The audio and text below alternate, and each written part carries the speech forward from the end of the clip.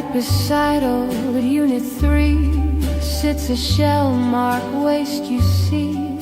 Tanks of resin stacked with care.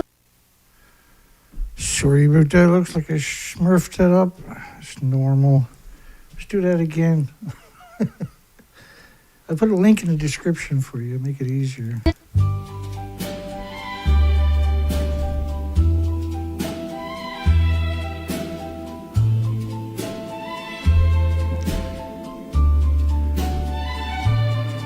Right beside old Unit 3 sits a shell-marked waste, you see. Tanks of resin stacked with care, holding what the pumps caught there. TEPCO field, two plans to show. One says yes, the other no. Each awaits a coming call. Neither clears the path at all.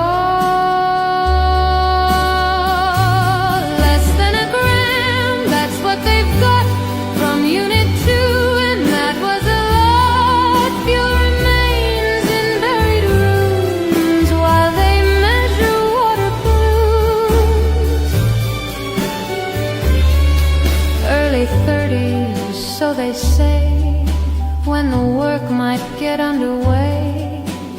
Decommission down the line, mid-century's hopeful sign. 880 tons remain, none retrieved from 3's domain. They debate what space to claim, still the Buildington stays the same.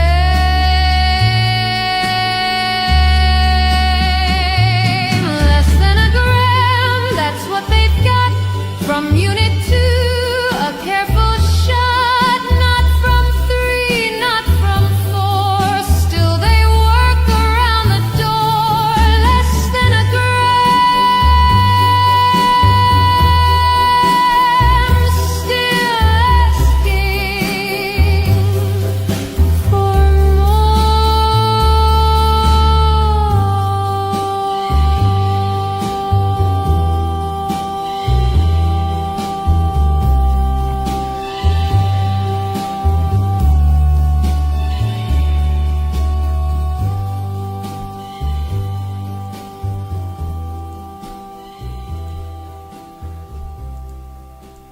Hello, hello, hello, hello. I hope you're doing well. Is that possible anymore? Less than a gram.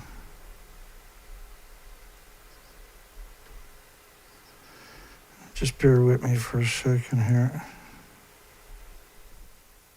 Checking, mic check. That's a bit better. Less than a gram. Let me explain that to you.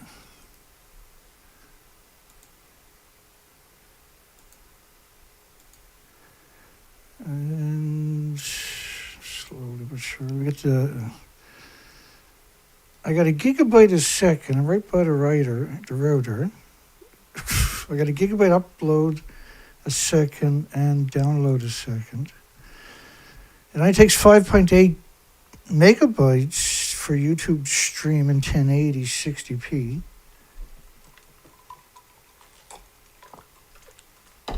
That leaves me 994 megabytes that I'm not using.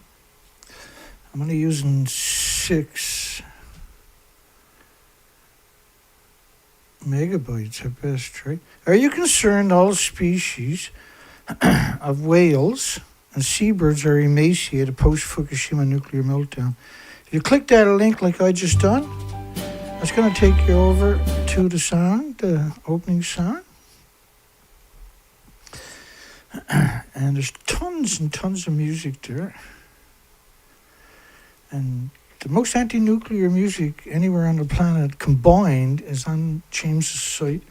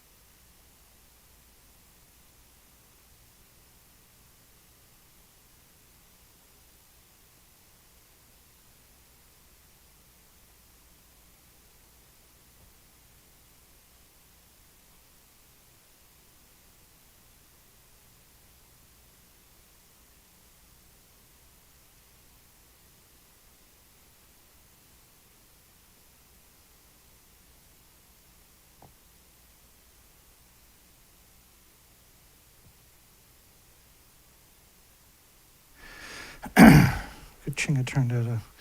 It's a good thing I put my headphones on, make sure the audio was working.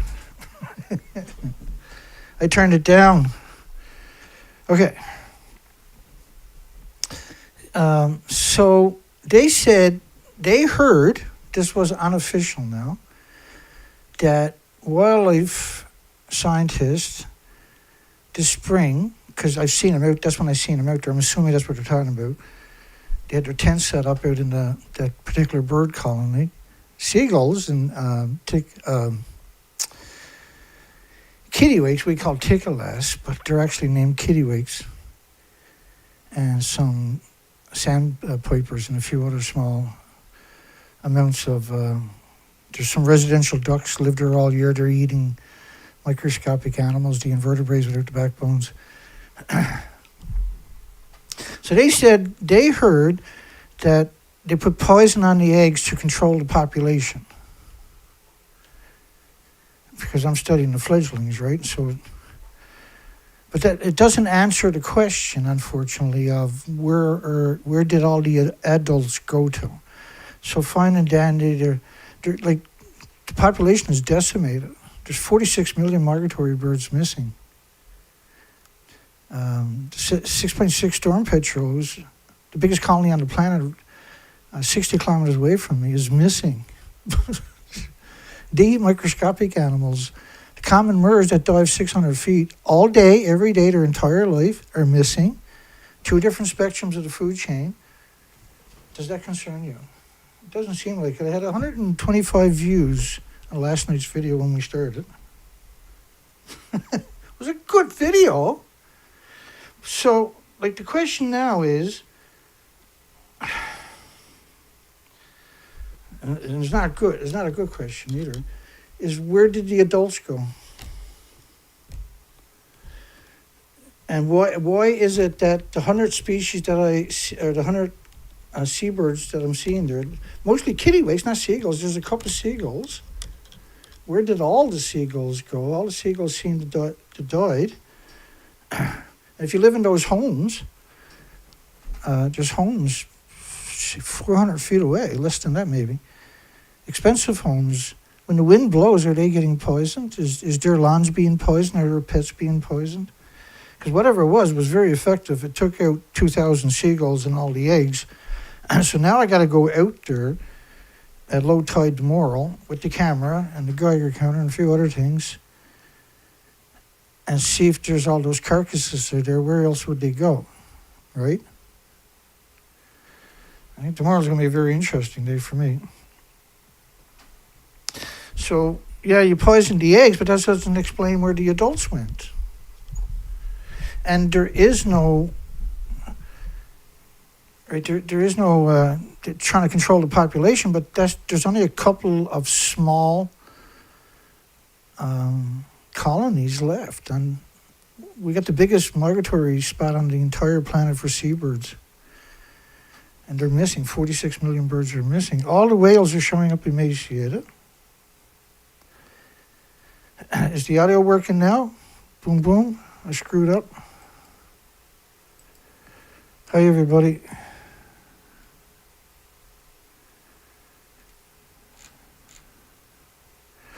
I'm just waiting for someone to confirm there's audio. Looks like I smurfed up earlier. Might check. Yeah, well, I'm seeing audio on my meter. Someone in the comment section want to pipe up? We got 8 people on our show that we've been doing for over a decade. I got 6 likes. Thanks, Colette. Colette says we're fine. I got 6 votes. Let's keep her rolling here. So, the reason the 46 million birds are missing is because you had 4 reactors right across from you on the other side of the ocean. The wind blows, by the time it gets here, it's around 10 days, and it's not diluted at all. It's a continuous plume covering the entire planet.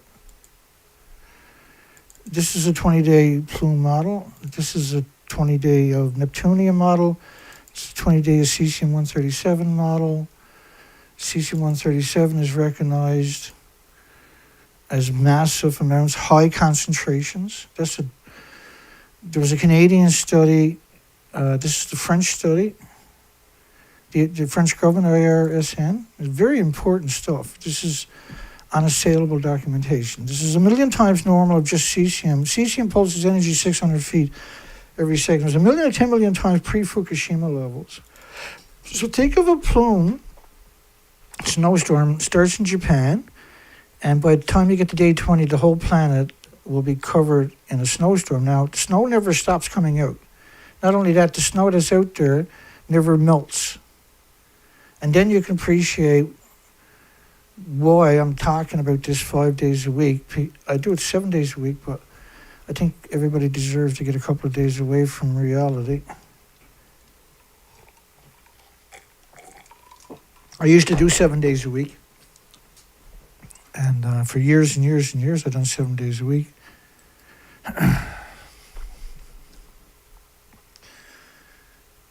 So it's not just cesium. Cesium-137 is, these are unprecedented numbers. My goodness, everybody's poisoned. Every species is poisoned. The food chain is broken. All the phytoplankton, all the freshwater, saltwater is decimated and radioactive. And so anything that eats it, like the crabs or shrimps or prawns on the ocean floor, to the biggest species, the whales, are going to be bioaccumulating just too much for their health. And we're seeing that manifest in the fact that all the whales are emaciated. There's food out there. Why are all the species emaciated? Because they have so much radiation, they're producing so much white blood cells, they're not producing enough red blood cells, which carry oxygen nutrition. Same for humans. And all the other animals. This is what's happening on our planet post-Fukushima. And what that means is, of course, they're not able to uptake nutrition. That's the most likely, on top of hypoxia, because we killed the phytoplankton. And now, 14 years later, that is starting to manifest. And you're seeing crimes, stupider crimes that don't make any sense. Road rage, air rage exploding. And all of these can be traced directly back to Fukushima's event. At the top of each of Fukushima's reactors were 36 reactor cores. That actually matters. Or all 4 reactors was 36 reactor cores. I mean, this is blatant. And I'm the only person showing the picture.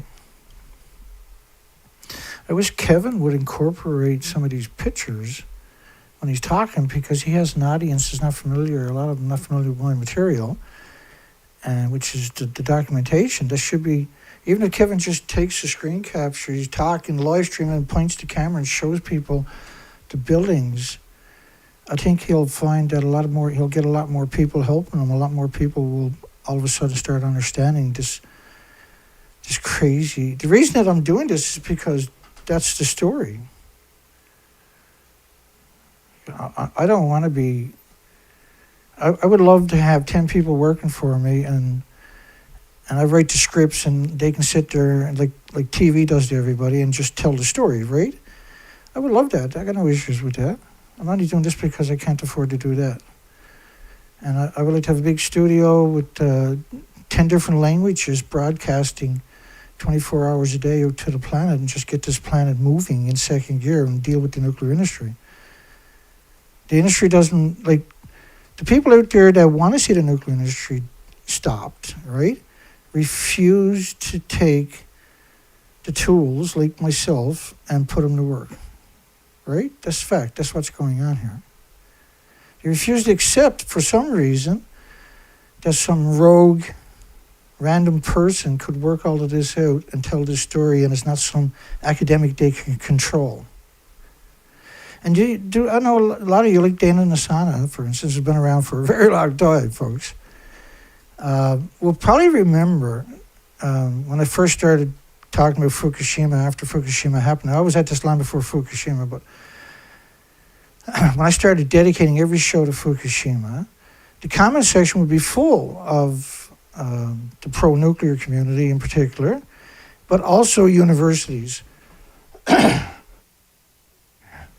And the universities, once you realize I was out there doing research expeditions, The universities were contacting me constantly. They wanted to control the narrative. They wanted to donate. They want me to take their money, their academic studies. They want me to interview their scientists, their professors. I told them, I respectfully decline because you're a bunch of scumbags, and why should I trust you? And so they started attacking me. The actual university websites on YouTube were attacking me on my YouTube comment section while I was telling the story. I didn't need anybody. I didn't need their studies. The last thing I wanted was to be affiliated with a university. To the academic community, that's a dream, see? That's a dream come true. He's affiliated with that university. You get dependent upon the university, they start pulling your funding. What are you going to do? You're going to give up the ghost and the planet to keep that little niche you got there alive, right? I don't live in that world. I won't participate ever in that environment.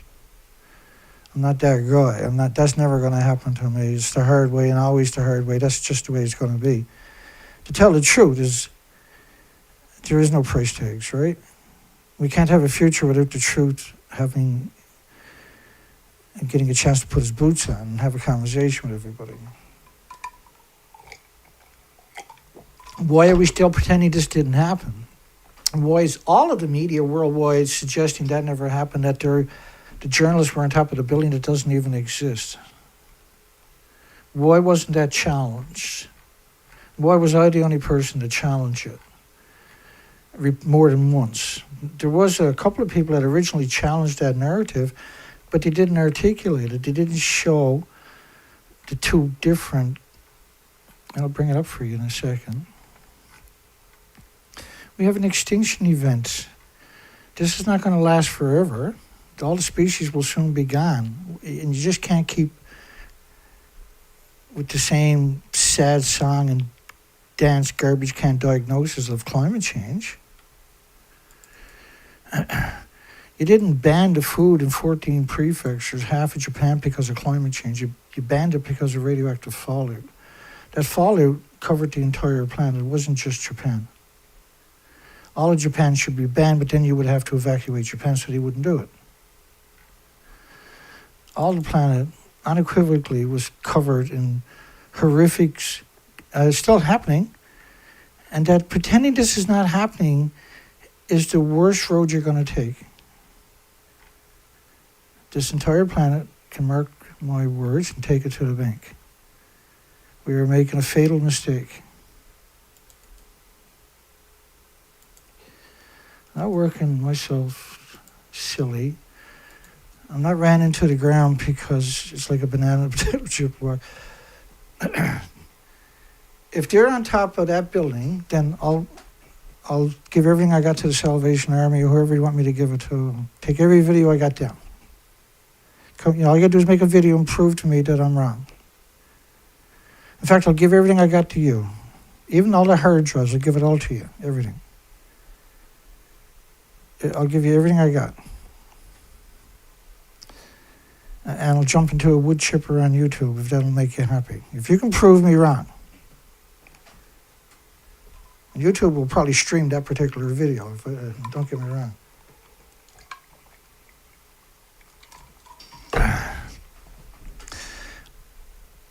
But if I'm right, and those people are not on top of the building to your left, then, brother, we got a problem.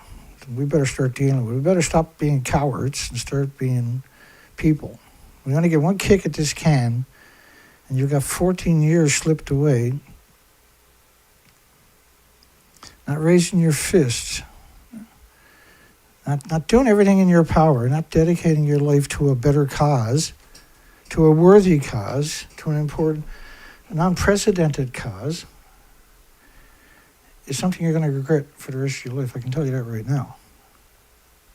I know for a fact I'll never regret a single day in the last 14 years. I'll never regret a single second in the last 14 years. I'll never regret fighting with every fiber in my bone, running myself right straight into the ground where I had to get 7 stints to get back up on my feet and go to war again. The next night,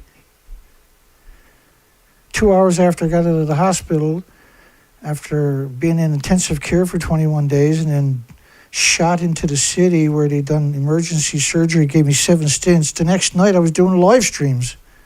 And the night after and the night after. Not because it was easy, I can tell you that much.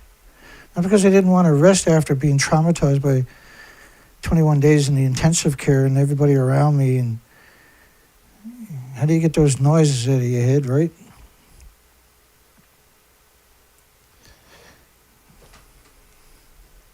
How much? What is it I got to show you to convince you that I'm the good guy?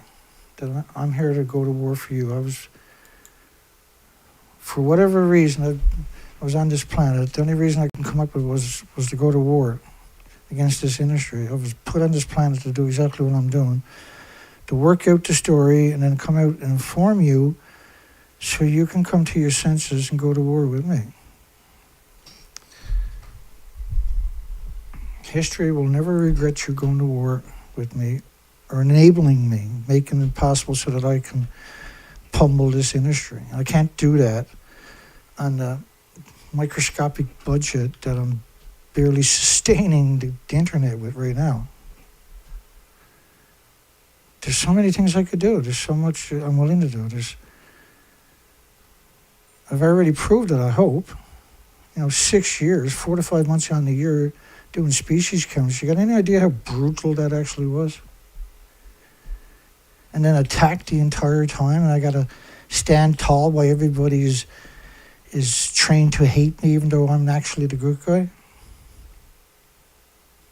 I'm not doing it because it's fun, I can tell you that much.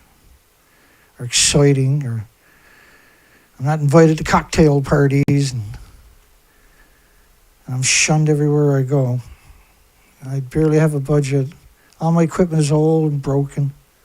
I'm barely keeping this operation from just flopping over.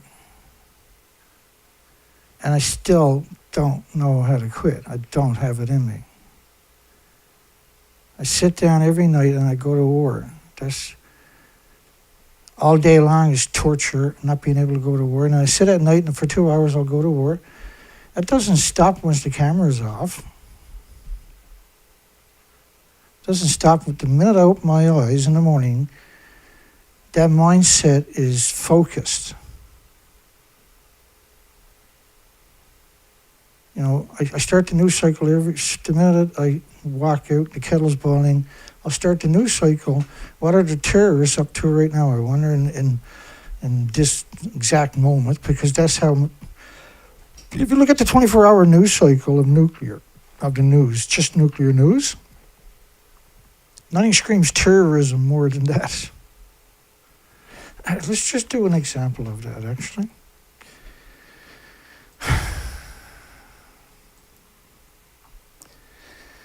We're doing a die-off. I'll get there, maybe. We'll see. But let me just show you how insane this industry actually is. To give you some insight into how lunatic this and how articulated and how much influence this industry actually has.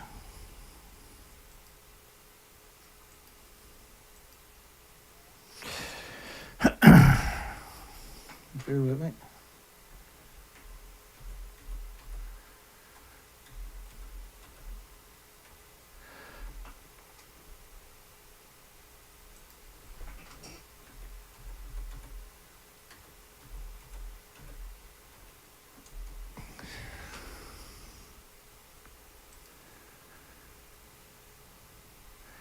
Almost there, bear with me. Just another few seconds. All right, here we go.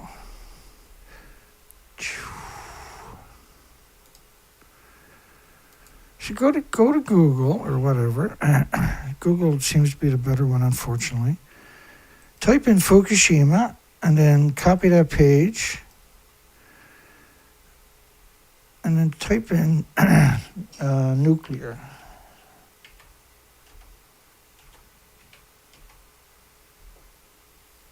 Oh. I don't know where I went. I disappeared at that time.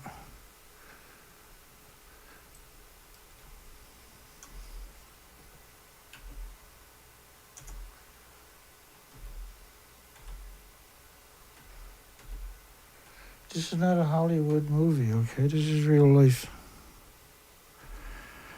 Nuclear.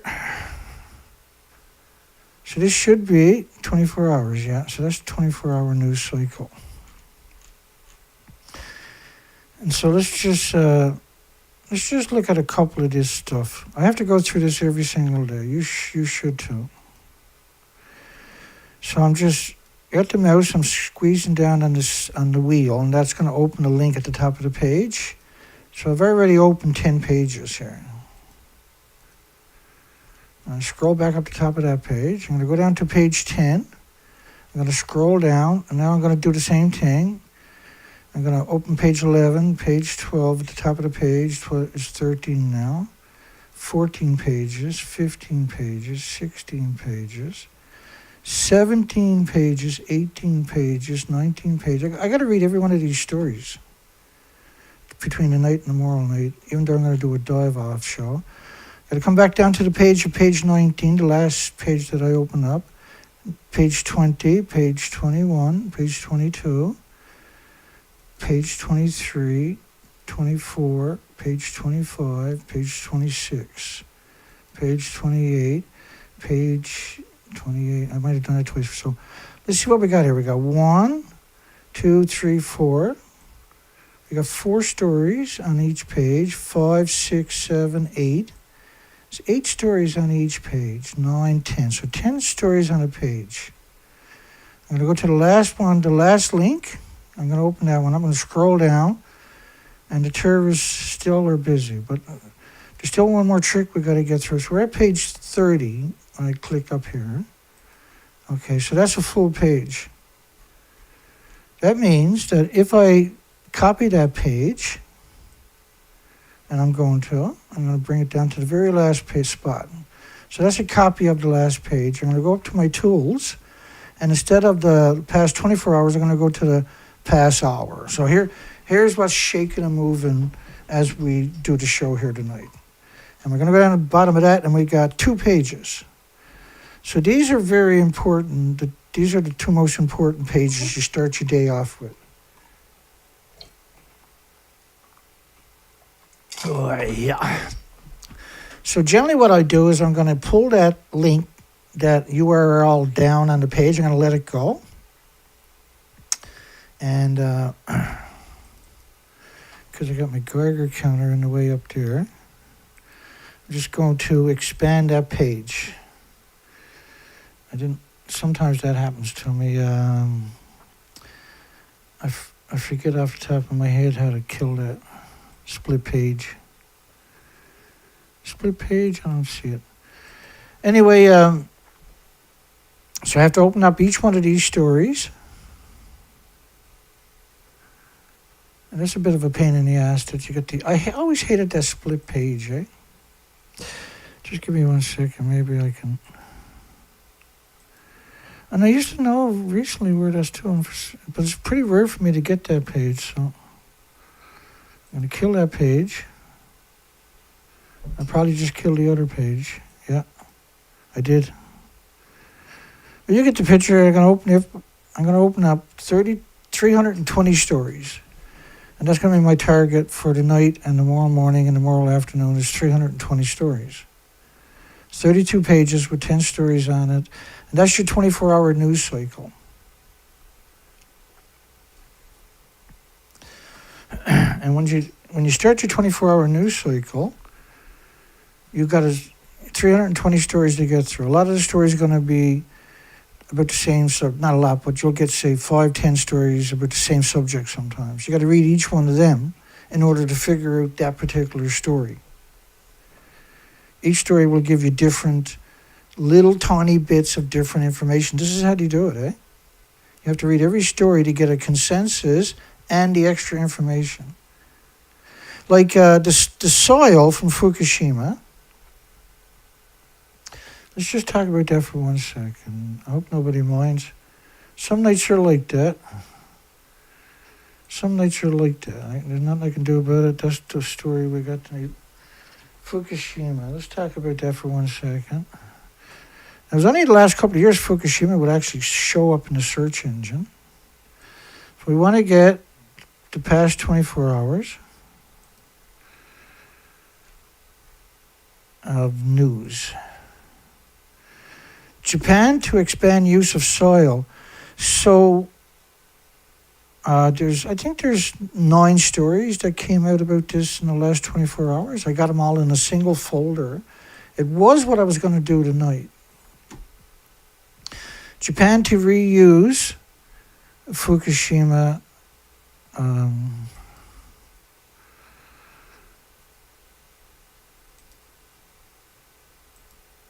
me see here. Oh, that's the one I'm looking for, the split screen. So one of the things, in one of the stories, they alluded to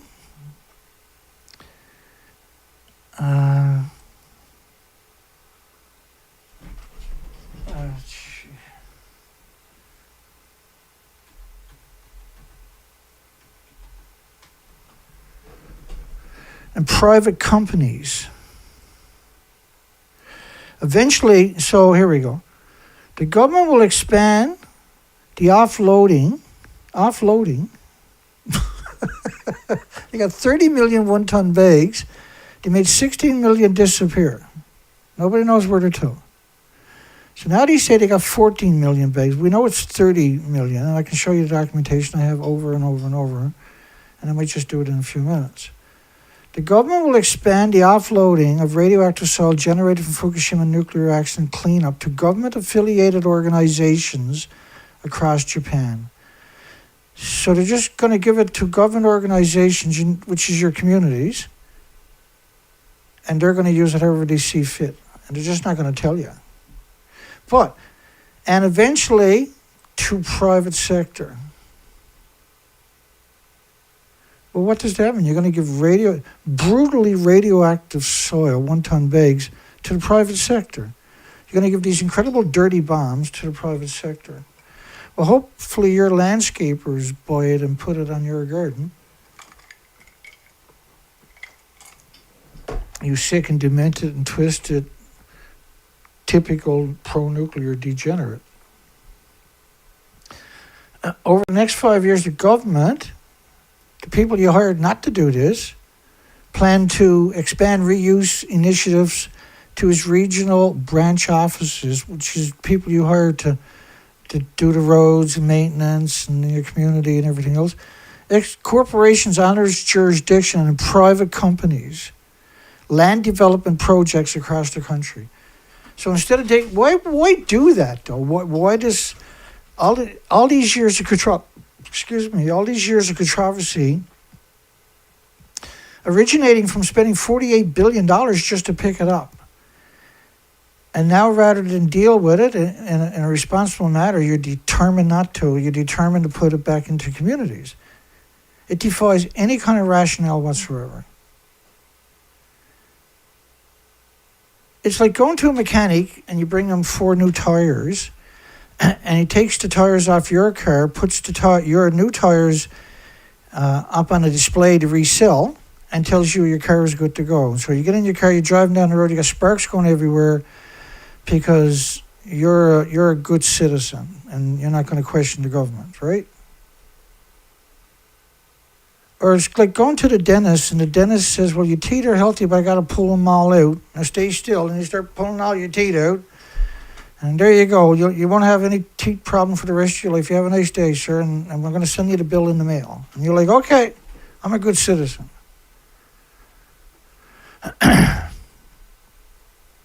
It's like trying to mate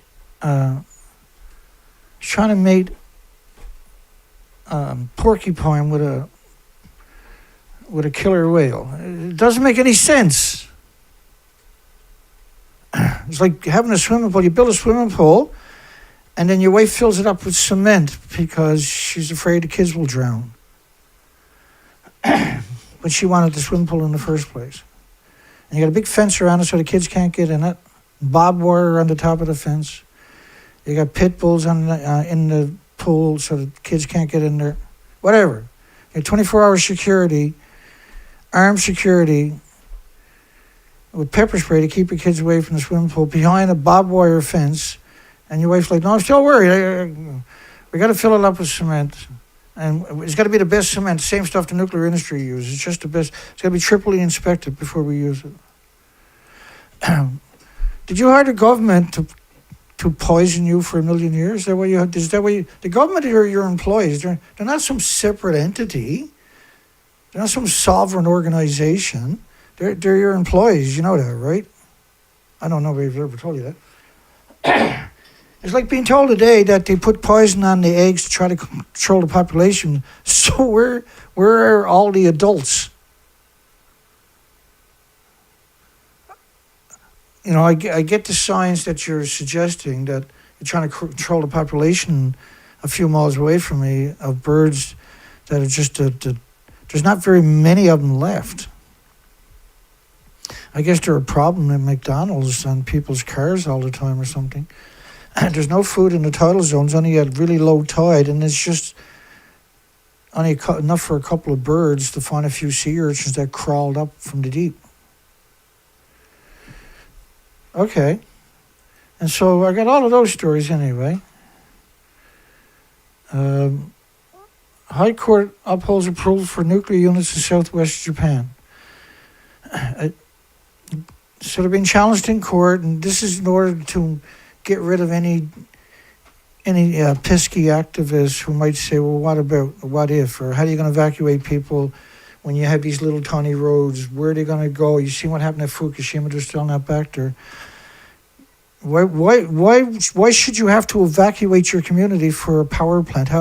How did you get into that position? If you got to evacuate your community for a power plant, then the reason is because it's lethal. Do you really think that it's only poison for a couple of minutes or hours or something like that? It's forever, right? It's radiation. It's man-made. So there's not, and so every nuclear power plant in the United States, when 3 Mile Island had a brutal meltdown that they successfully covered up. And they boiled off something like 3 million gallons locally about 2 years later when everybody stopped paying attention. Lake Barrett and Arnie Gunderson ran that scam. Arnie Gunderson is famous for saying, I used to send people in for 3 minutes, they get their lifetime dose. These weren't scientists. These are not academics. If you go in and in 3 minutes you get a lifetime dose, your organs are melting, you died a week or 2 weeks later. That's how that works, right? When you're getting a lifetime dose in a few moments, it's because of gamma shine and neutron bombardments and beta rays and alpha shine.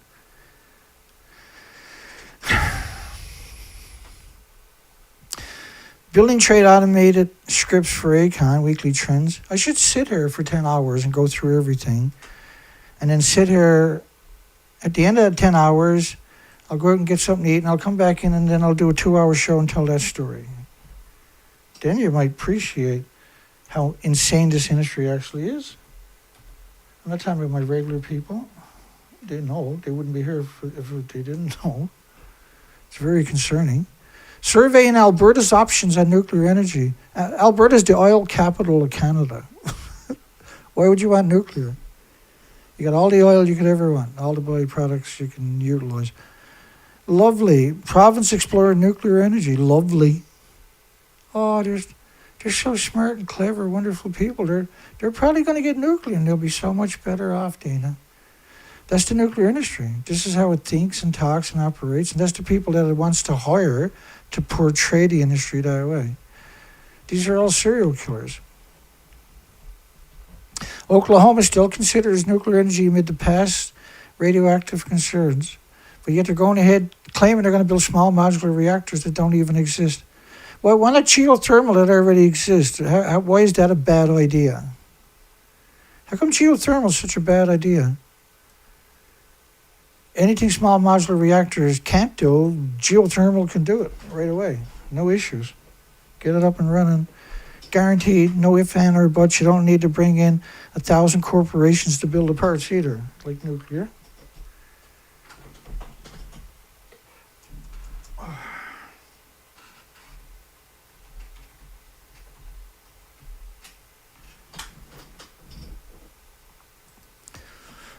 Clean electricity from the earth Nah, I don't want that. Trump said he was going to have 90 gigawatts in the United States of geothermal, didn't he? And Quatsi Electric, and there's another company that can help them right away. They'd be up and running right now. If they put half the energy, not even half, they put 1/100th of the energy they're putting in small modular reactors. If the investors were investing the same percentages as the small modular reactors that don't even exist in the geothermal, we wouldn't need gas, oil, and coal or nuclear, would we? And then to actually see that question, what is geothermal and how does it work? You'll see that every day, those types of stories. Because the population will go, oh, that's stupid. Small modular reactors. I seen it on TV. That's wonderful.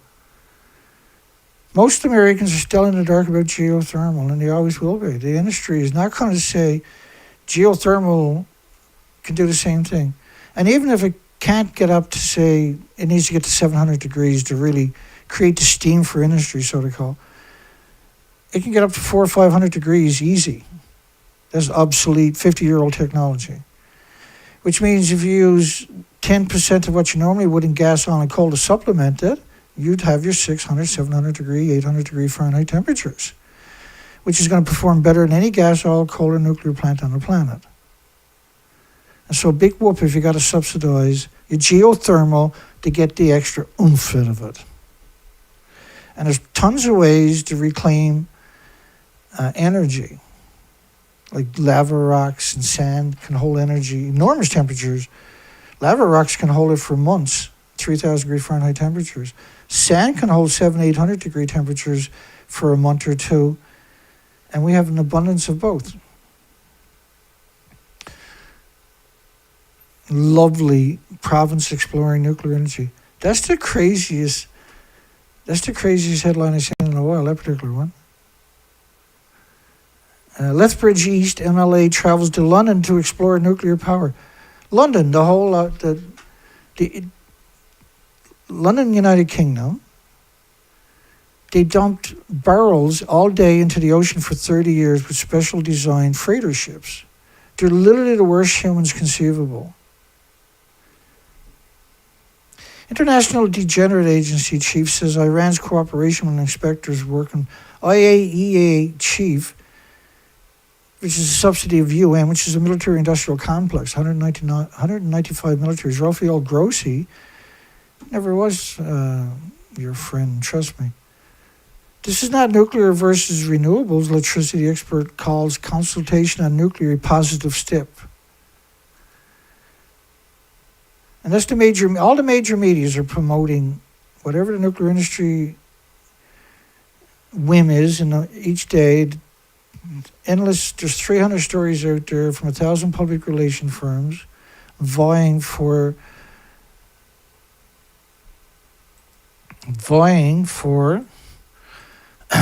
this is not a nuclear versus renewable electricity experts calls consultation on nuclear positive step. This interview had been edited for clarity and length. Oh, I'm sure it has. First off, we'll never catch them honest in any facet of nuclear, right? That's never going to happen. Real-time 3D imaging shows nuclear material corroding under stress. It's called a Wigner effect, where it breaks down the atomic structure of steel and rebar and cement, and nothing can withstand it. That's why the typical charter for a nuclear plant was for 30 years, because of that particular attribute, because these are high-pressure reactors, over 1,000 pounds per square inch. And so if you lose the integrity, imagine a tire, putting 1,000 pounds in your car tire, and your kids are stood up alongside of it. You're not going to do it, are you? You're not going to do it anyway, but why would you do it with a nuclear plant? Right? You're going to compromise the integrity of the containment that has 1,000 pounds per square inch. You really think that's a great idea? Ask the people who used to live around Fukushima how good that worked for them.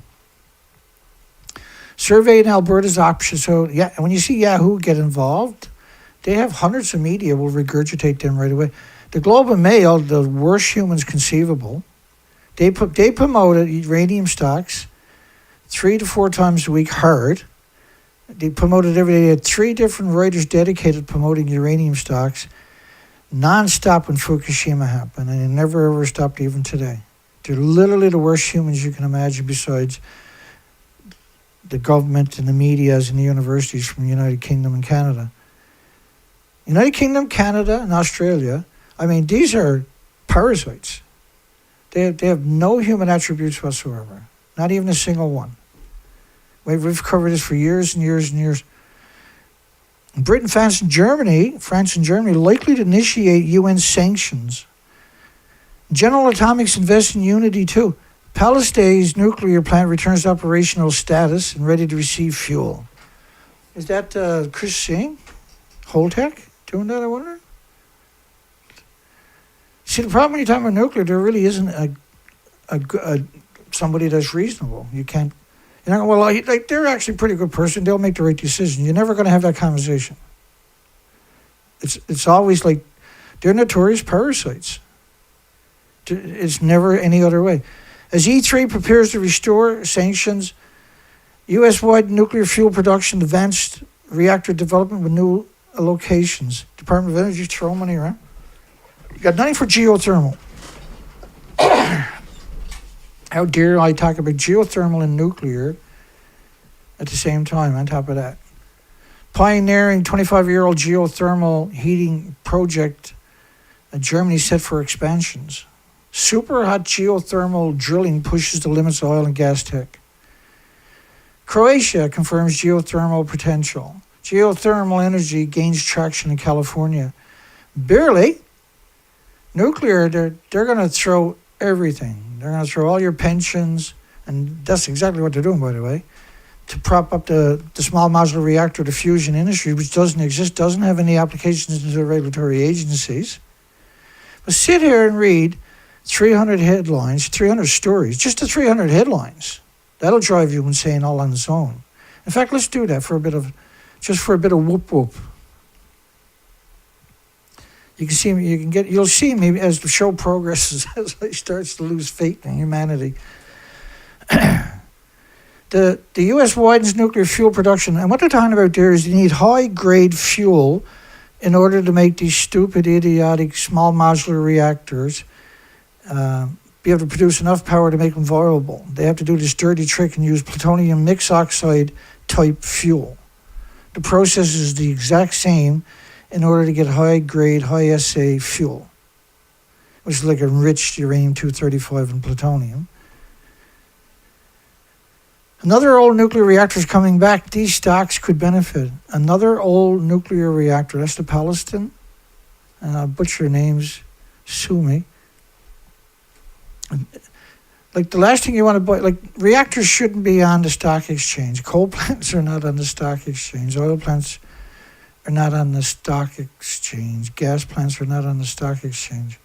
Nuclear is, so that way you can never get rid of them because they're owned by millions of shareholders, right? It's an absolute betrayal.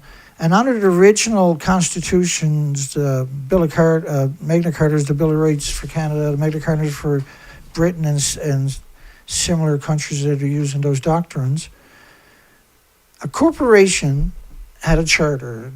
The country, the people of the country, through their government that they hired to enact it, gave them company a charter. The charter limited the scope, the size, the locations of facilities, particularly very harmful facilities.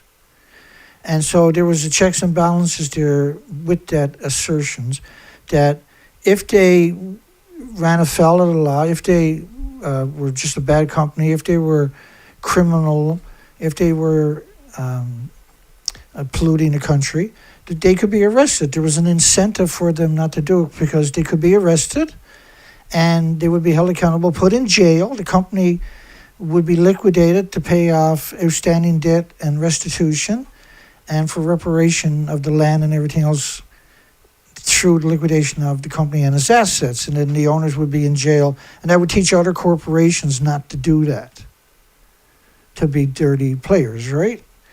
And so what they done was they changed the slavery laws in increments over decades with constitutional lawyers.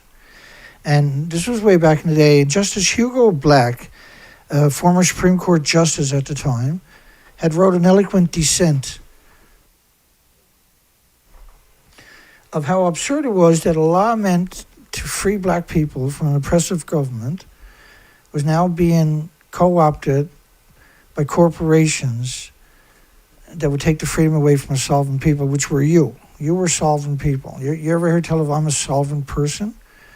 Well, under the original Bill of Rights, Magna Cartas and constitutions, solvent people, we didn't like, the government only taxed corporations and businesses and their vehicles and stuff like that. They couldn't tax you. And that stopped government. That was the checks and balances, stopped government from getting too big. But when corporate personhood was created, right, where you gave corporations human rights, which was, and still is illegal, it still shouldn't exist, now there's no incentive. So Mark Zuckerberg is a good example. He's a corporation now, right? So when Facebook or Meta or whatever it is, the parent company went on a stock exchange, it meant you, when they committed their crimes in different countries, all you can do is give them a fine. But there was no incentive not to do it because they're a corporate personhood. So they were taking their tax money, instead of paying state, federal, local taxes, they were taking that money and putting it in offshore accounts and accruing interest.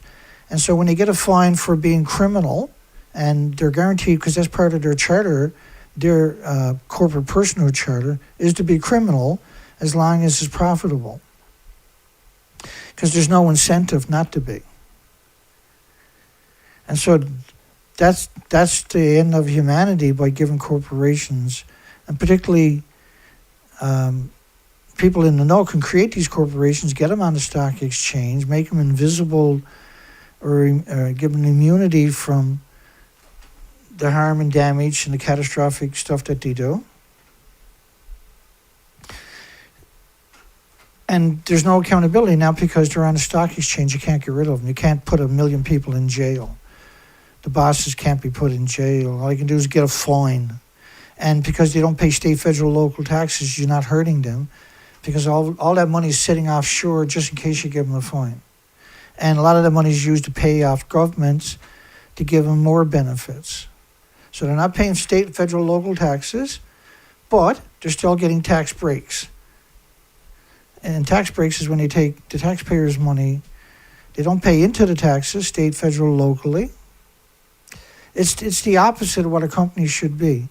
So now the company, because it's corporate personhood charter, right, which is what Justice Hugo Black had wrote the eloquent dissent about in the dirty 30s, of how absurd it was that an amendment meant to free slaves, because they piggybacked in on the slavery law to give corporations human rights.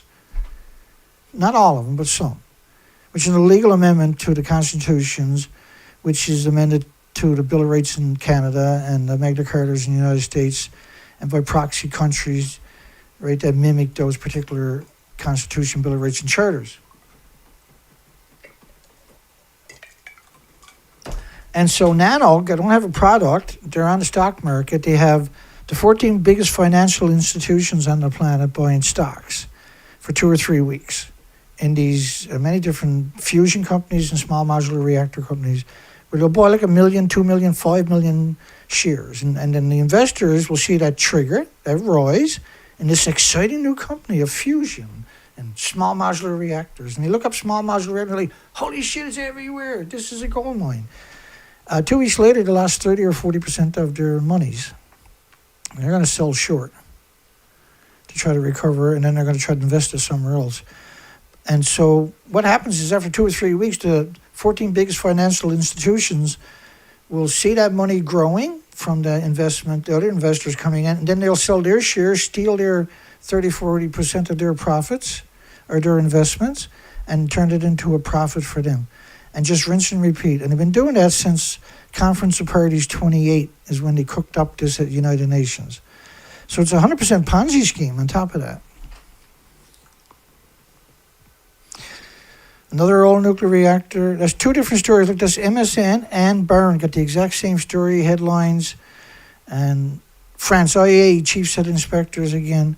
France 24, which is the French government.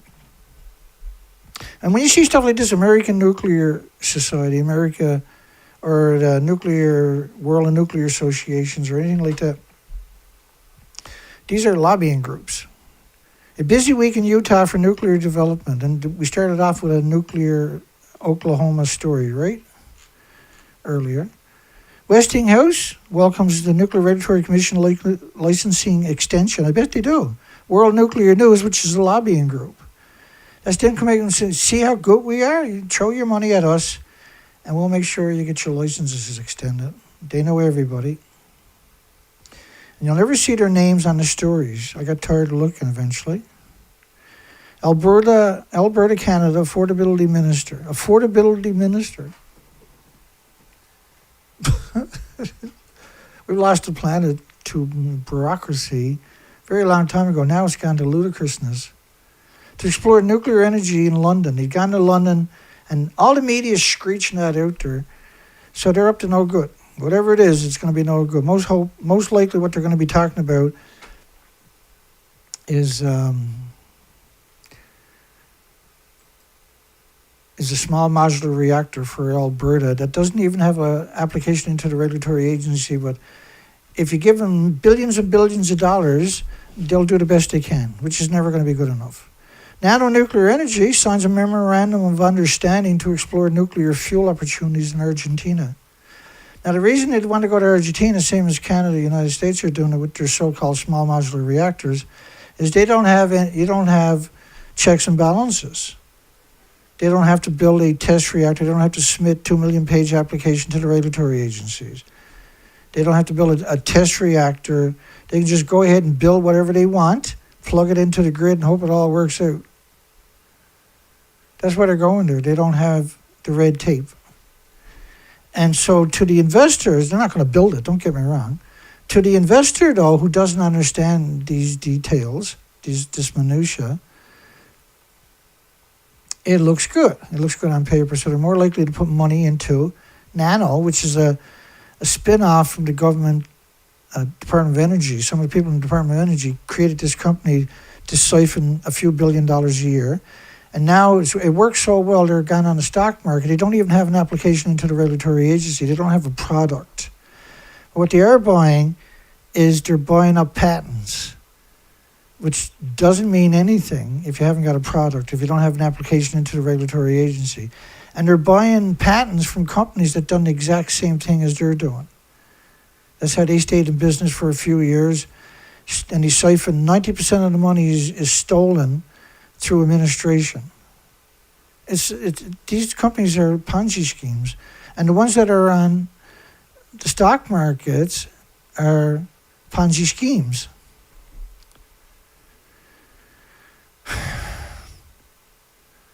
Support Argentina's nuclear supply chain, peaceful use. There is no such thing as a peaceful use of nuclear. And so normally I would highlight that, and everything, I would highlight it and screen capture, and then we would talk about it that night at the show, right? And I have to read everything typically once, and then I'll go back and screen capture everything. Then I'm going to save the URL. Because in a year or two I might need to recall that particular story. And because I'm stupid enough to have a good memory, I constantly have to do stuff like that. Alberta Affordability Minister, that blows my mind every time I hear it. South Korea, U.S. to deepen nuclear energy partnership. Now I cheated because we're on page 3. We should never be on page 3, but I kind of cheated. We're on page 3. I didn't read the stories. We're only reading the ticker tape today. Right, we'll open up some of the stories, but it's going to take me 10, 12 hours to go through 300 stories. How to invest nuclear energy stocks. Like every time you see that, don't click on it. Whatever you do, don't click on it. They're the worst humans you can imagine. Well, I have to click on it and read it and come out and tell you what they're up to. That's bad enough. But don't encourage them by clicking on those stories because they'll just keep writing. Nuclear energy grad students awarded Department of Energy Fellowship. Nuclear energy grad student, Penn State University. I gotta get a shower after going to that site. Here's 2 more serial killers being released into the Environmentalist. Oh, Dana, they're students. You can't be angry at them. Yeah, but as soon as they graduate, they're going to turn into serial killers. Most likely before that. Oop, too late. They're already out there now. And they'll kill to keep their job. They'll kill to keep that paycheck rolling in. Look at me. You can trust me, they're saying. These are very sinister people. A doctoral student in nuclear engineer, and he didn't run away. He didn't go get another career. What does that mean? How can you get a doctorate degree in nuclear and not appreciate the horror of the nuclear industry? How does that actually work? So when they finish their degrees, then what it means is the industry can hire them knowing that these are serial killers. There's nothing they won't do for the nuclear industry. They're hook and line and sinker pro-idiot. They're going to be telling all their friends, oh, it's like a banana and a potato chip for the rest of their life and loving every second of their friends and loved ones, never appreciating the true horror of what nuclear is. That's what they're going to do. And so I would have to read all of this, and usually I got a puke bucket right alongside of me. Several South Korean groups back a $50 billion nuclear projects in the United States. That's the scariest statement I've heard today. I've heard quite a few. Several, I'm sure we'll get some worse ones yet. Several South Korean groups. Of course, you got KHNP, Korea's nuclear. Samsung CT John's U.S. partners developed 5 gigawatts of modular reactors. So this is meant to get the unsuspecting investor who worked all their life probably in a factory or something to throw their money at them. Expand uranium enrichment, which is the worst thing you could ever hear because the releases into the environment through that process are hideous. And build 11 gigawatt. Do you know how much geothermal you can build for $50 billion? Let's explore that because I think that's important. You'll get a kick out of this. This is really simple math. And the prices are coming down on geothermal all the time, by the way. So 50 billion, 50 big wads. Oh boy, I like the extra zeros. So this is easy math anyway. It's say $4.2 billion, $4.2 million per megawatt.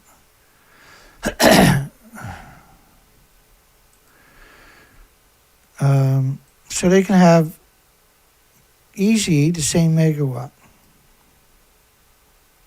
Divided by 1,000 gives you gigawatts, right? So they got 12 gigawatts,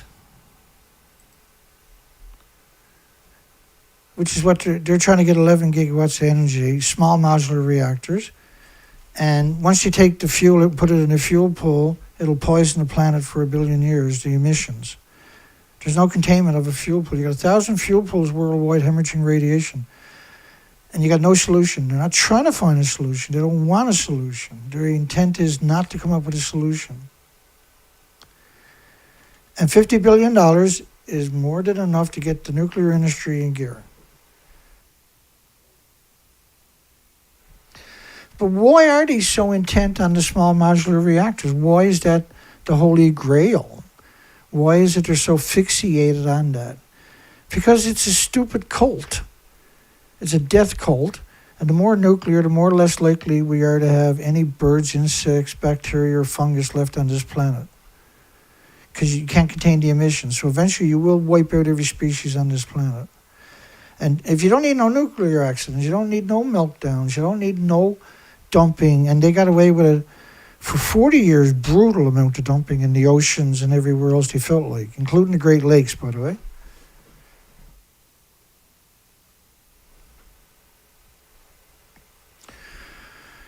Oklo stocks are up 1,000% because what? They convinced they'll be back down in 2 weeks as usual, right? According to its CEO, where the nuclear startup goes next, they don't have a product. Like if you don't have an application, even into the regulatory agency, how are you going to get any money back? Just by milking other investors. So it's called a Ponzi scheme for a reason, because that's exactly what they're doing. But now the laws don't apply to them.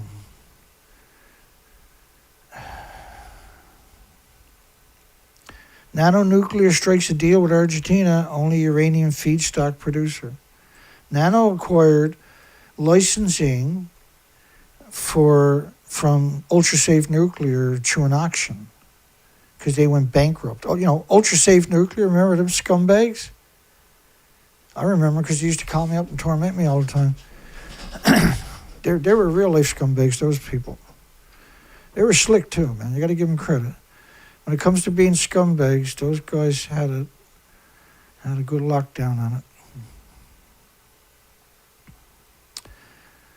MHI becomes the first Japanese company to acquire an ISO, which is on the stock market, in the nuclear energy field.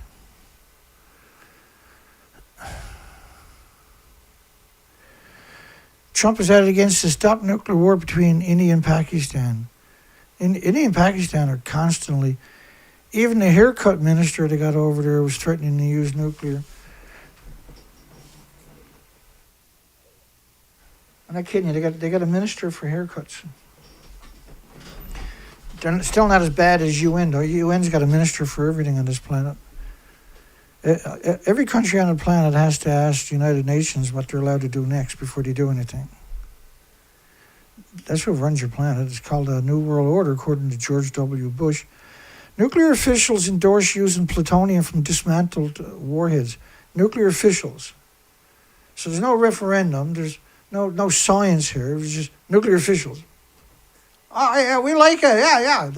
That's great. It's called plutonium, mixed oxide fuel you're talking about. It's just incredibly wicked.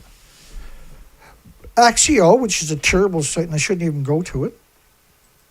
There I am, too late now. These are filth. It's like going into the sewage and hanging out for a few minutes. A forthcoming Trump administration plan to make Cold War-era plutonium available to power companies. This is, I still haven't got to the stories I've already collected of this, not unusual with me, where they were tossing around this idea. Remember the downblending at the Waste Isolation Pilot Project we've covered hundreds and hundreds and hundreds of times over the years? Remember those stories? Now they're, which you're not supposed to be able to recover the plutonium after you downblend it, right? You mix it with soil. Apparently you can. It turns out. Experts in arms control nuclear safety says the idea which would repurpose plutonium from dismantled to warheads is costly and dangerous. That's a rare admission, isn't it? They worry it could increase the likelihood that U.S. enemies could get their hands on the material used to build nuclear weapons. That's the narrative always. It's been that narrative since Hiroshima and Nagasaki. The whole system is built on that narrative. So Bradley Williams, Idaho National Laboratory's senior policy advisor. How many people they got working there? It's like 25,000 people. They got a senior advisor for everything. They got a senior advisor for the senior advisor for the senior advisor. I'm going to run out of water. I just ran out of water, and I meant to say. An initial step that makes sense is we have to dispose of the plutonium, Department of Energy, one way or another. We might as well get useful electricity out of it. Like when you put plutonium, mixed oxide fuel, just the production of it, right? You got to boil it in citric acid or something for 3,000 degree Fahrenheit temperatures to separate, and then you got to use all these cyclones and everything. Right, these spinners, right? Thousands of spinners to gather it up. Now, the pollution that's emitted from these sites, originally back in the day when they first started doing it, like La Hague in France, they were pumping it underground, and it ended up in the water tables, of course, everywhere else. And ended up coming up in places, they had dead animals showing up, getting chased out of the ground. The whole coastline was filthy with this stuff. And so they didn't shut the site down, they just came up with another idea, like build taller stacks and surround the places with farms. And that's why almost every nuclear power plant currently is surrounded by farms worldwide, because they love you so much. Oh, there you go, they even talked about it there.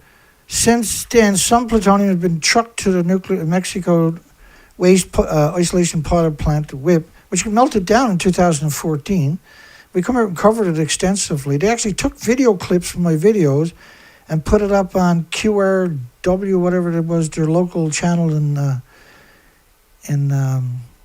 Albuquerque, New Mexico, and call me a conspiracy theorist. And the stuff that they actually put up on TV was actually 100% accurate. I got the clip there. I can play it for you. Want me to? An underground burial site for material. They had a meltdown. And they blamed it on a salt truck tire, which goes in and scoops out the salt from these salt mines. So they're very low. So they showed pictures of a front tire that burnt. And this is why they evacuated 50 football field size caverns. They said they couldn't go back. So they had to build new caverns because the truck tire caught fire and everybody had to run away. None of it makes sense unless you put the word, they had a nuclear meltdown. They tried to blame it on kitty litter. They've never gotten back in there to quantify those assertions. And so, like, if you want to really talk about the mockery of this industry, to come out and suggest kitty litter is why they abandoned huge sections of WIP, Waste Isolation Pilot Project, you can really appreciate how lunatic this industry, these people actually, they're lunatics. If they didn't work for the nuclear industry, right, they would be pretty seedy characters. An underground burial site for material used to make nuclear bombs that, after being diluted through a chemical process. Again, that's not true, is it? And so, like, we do this show for 2 hours. There's zero possibility. So when you see something like this, and there's no, well, up there's an X, right? You can get rid of it. But typically, if you got something there you can't, like they want you to pay or something, just refresh your page and stop it right away. Do that 4 or 5 times and you should be able to read the story. Trump has added against the stop nuclear war between India and Pakistan. U.S. President Trump reiterates his claim he personally intervened to prevent a nuclear conflict. Sure, India and Pakistan has a nuclear conflict every other weekend. It's absurd for Mr. Donald to suggest that he's put an end to it. China responds to Trump's nuclear weapons push. So this is meant, and this is MSN, of course, which goes into many different medias, have spider bots will aggregate the story and distribute it far and wide at the same time as the story shows up. And the idea is to promote nuclear weapons in your own country because China is looking at you now. China might have more nuclear weapons, so we've got to get more nuclear weapons. Yeah, we need more schools and healthcare and everything, but China's looking at us. We got to build more nuclear weapons. We can't spare the money right now. Ukraine might need it. Constellation outlines nuclear expansion plans as Clinton site, and Meta partnership threatens. Constellation outlines nuclear expansion plans at Facebook. Constellation, of course, one of the biggest energy providers in the United States. There's now bipartisan support for nuclear energy, CEO says. So me and you don't matter. As long as there's bipartisan support in Congress and Senate. Why is Iran sanitizing its nuclear site? Well, there's radioactive fallout. It's got to clean up, same as Fukushima and Chernobyl and Idaho National Laboratories, everybody else that has a nuclear event. Why Nano-Nuclear Energy Corporation is moving today. If every day or second day, there's another salacious headline with nano. Nano stocks drop. Nano stocks rise. You see those headlines one right after another. It's meant to get people to buy shares in a company that has no right to exist in the first place. It's a Ponzi scheme. China says trilateral nuclear disarmament talks with U.S. and Russia is unreasonable. So therefore, the United States needs to go to the weapons manufacturer and get more weapons. McMaster nuclear reactor to run 24/7 boosted medical isotope production for cancer. That's literally like the worst thing you could ever hear. Like medical isotopes are the very last thing you want to see.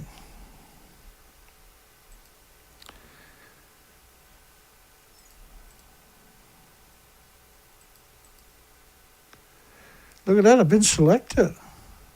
That's nice. No thank you. So just refresh the page, stop it right away, and you should be able to read the story. McMaster is a Canadian university. It's the same serial killers as last time. McMaster's University.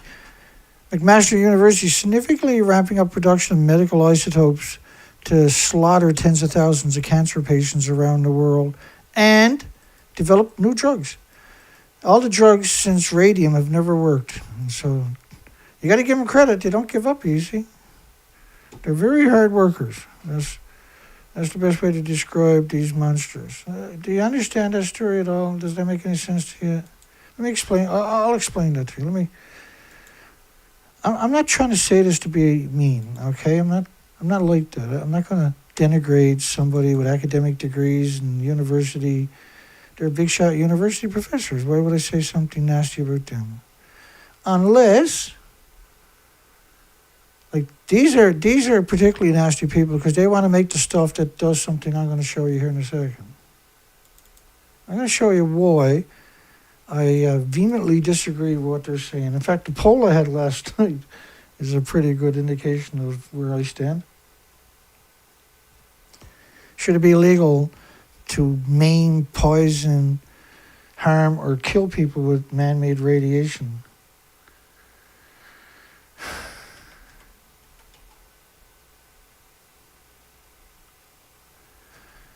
There once was a madman. He's a madman.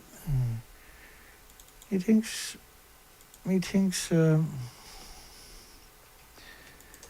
Sometimes I'm a little bit shocked. Okay, so 24/7 boost him. That is the scariest. I'm going to show you why that's so freaking scary. I'm going to show you why that is frightening to me. And I'm assuming you will be too. The regular people are probably traumatized every time I show this stuff, but here we go. And that's a little fast, wasn't it? 16th of a second. Should be a bit slow. That's the rate speed, right? Introduction to radiation injury, a silent epidemic. Another silent epidemic.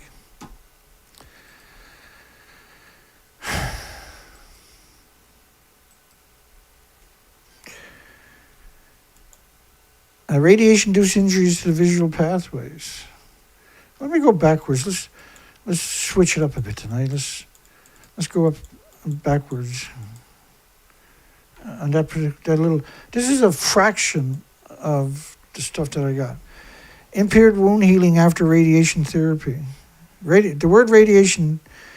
If you took the word therapy out of it, nobody will let you touch them. If you put the word therapy there, then they'll let you murder your loved ones and children and friends and families and elderly, pets and everything else. Sorry.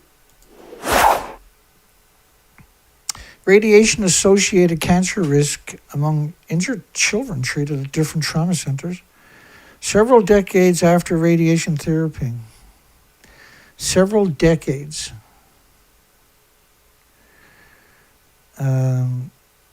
Heart problems. Radiation-induced chronic artery injuries to your heart valves, and surgical treatment of intestinal radiation injuries. Surgical treatment. How'd they do that again, I wonder? Late radiation-induced rectal injury. That's one of my favorites. That sounds like a hoot. Radiation-induced skin wounds, microwave-induced radiation injuries. And look at the people on the studies, right? And every country is producing a massive amount of these studies all day, every day. This is a machine. Summary of symposium on acute radiation-induced injuries. Microwave radiation injuries. Surgical treatment of radiation injuries of the colon and rectum. Like putting radiation in your body or using pulse radiation, beam radiation. How is it not a crime, I wonder? Because only a fraction of the people that do it survive. Radiation-induced ocular injuries in the dogs. You wouldn't believe how many millions of dogs have that exact study done to them. Radiation-induced insufficiency fracture of the femur 18 years after radiation therapy. Yeah, that if you live that long, You're the extraordinary, but you're not going to get away from it. Generally, if you use radiation, what happens eventually is everything in your body turns to crap and you die. Radiation injuries to the human kidneys, injuries of the lower digestive tract, radiation injuries to the optical nerves, all of this from radiation therapy. Radiation injury to the canine spinal cord from radiation therapy. Radiation injury to the central nervous system from radiation therapy. Radiation therapy induced cardiac injuries.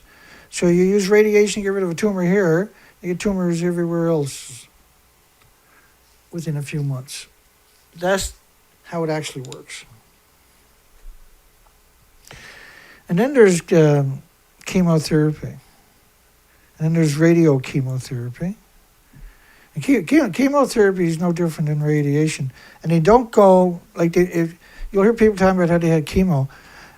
Almost every single one of them are going to have radiation therapy at the same time. Right? Because that's not going to work, so they're going to say, well, we're going to do radiation therapy. We've got no choice. You're going to die. Or sign this paper so you can't sue us.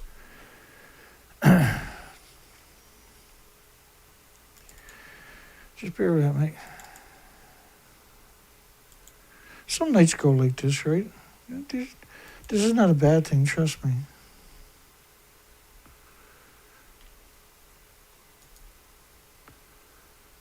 A bad thing would be going to Fukushima and shopping on that street.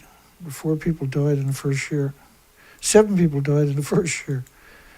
Do you got a street in your town, your community, your city, your country, where in 1 year 7 people dropped dead on it? Huh? Do you?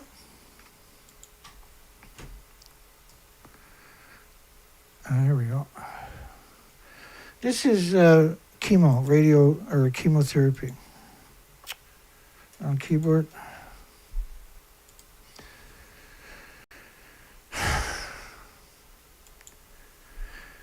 %3 efficiency of chemotherapy treatment on cancer cure.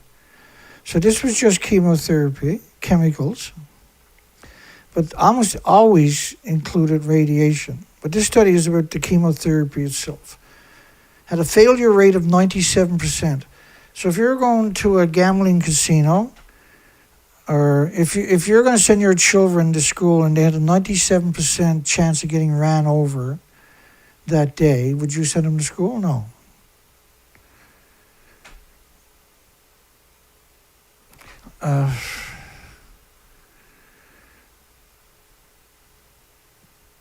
The original conclusion based on facts, 1985, and current validation of these conclusions, 2004. So this was the peer-reviewed study.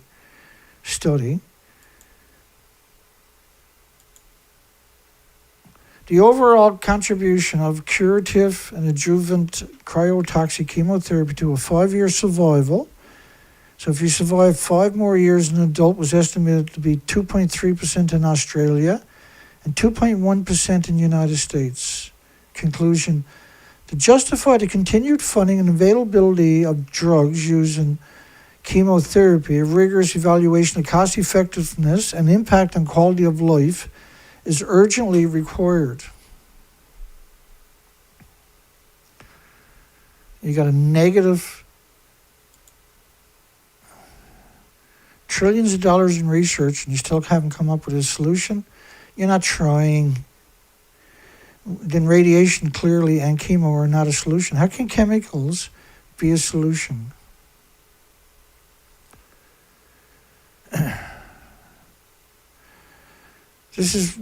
They are told this prior to being told that chemotherapy along with surgery and radiation are the only way of treating cancer. And furthermore, that alternative practitioners are mere quacks. If you're not going to use radiation and chemicals to cure something, then you're a quack. And you're insane. And for the people that only watch TV, that makes sense to them because they've never heard an alternative narrative before. Chemotherapy has a failure rate of 97%. So then the question is, of course, why are we producing all these studies, millions of studies saying that radiation therapy is murder? Why do we bother to continue to produce them? Because the money's available. They're hoping one day radiation will cure something, a chicken or a guinea pig, and they're going to get a big transport truck and glass windows, and they're going to go around every school, and every kid is going to have to go in and see that guinea pig that was cured by man-made radiation, and then all is right in the universe forever and ever and ever. The 80 years of a genocide is now justified. Radiation-induced lung injuries, radiation-induced growth plate. What do you think is going to happen when you get your radiation therapy? You're going to wreck your whole body. Radiation-induced. You can ignore all of these studies. Said, well, it's not going to happen to me. My doctor's special. My hospitals are the best on the planet. And you know you're lying to yourself, right?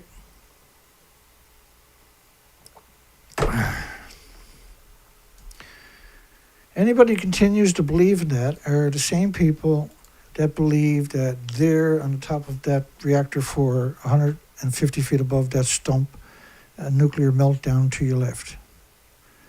But the only people that are, they're capable of believing that story because they just don't bother. They'll see the one study, they won't see the next study, and they won't see radiation-induced lung injuries, they won't see acute radiation injuries and brain radionecrosis after radiation therapy. All of these studies are radiation therapy, radiation-induced death from radiation therapy, radiation injury from radiation therapy, radiation skin necrosis, radiation brain necrosis, by the way, is where your brain just melts. Radiation from the proton beams, which is just wicked, eh? Dr. Geraldine Thomas in the United Kingdom does it for a hobby. She does it for free, probably. And same thing with the gulags. Well, here's a good one. Hang on, I'll get you a good video. Surgical treatment of chest wall radiation-induced injuries. What part about all of this stuff is that people can't understand, I wonder? Let's go find a couple of the ghouls. The nuclear experts, the elite of the elite. Oh, I know. It's, let's get Dr. Death himself here. This is some creepy stuff, man. This guy don't creep you out, nothing will. Robert Gale. This is some story.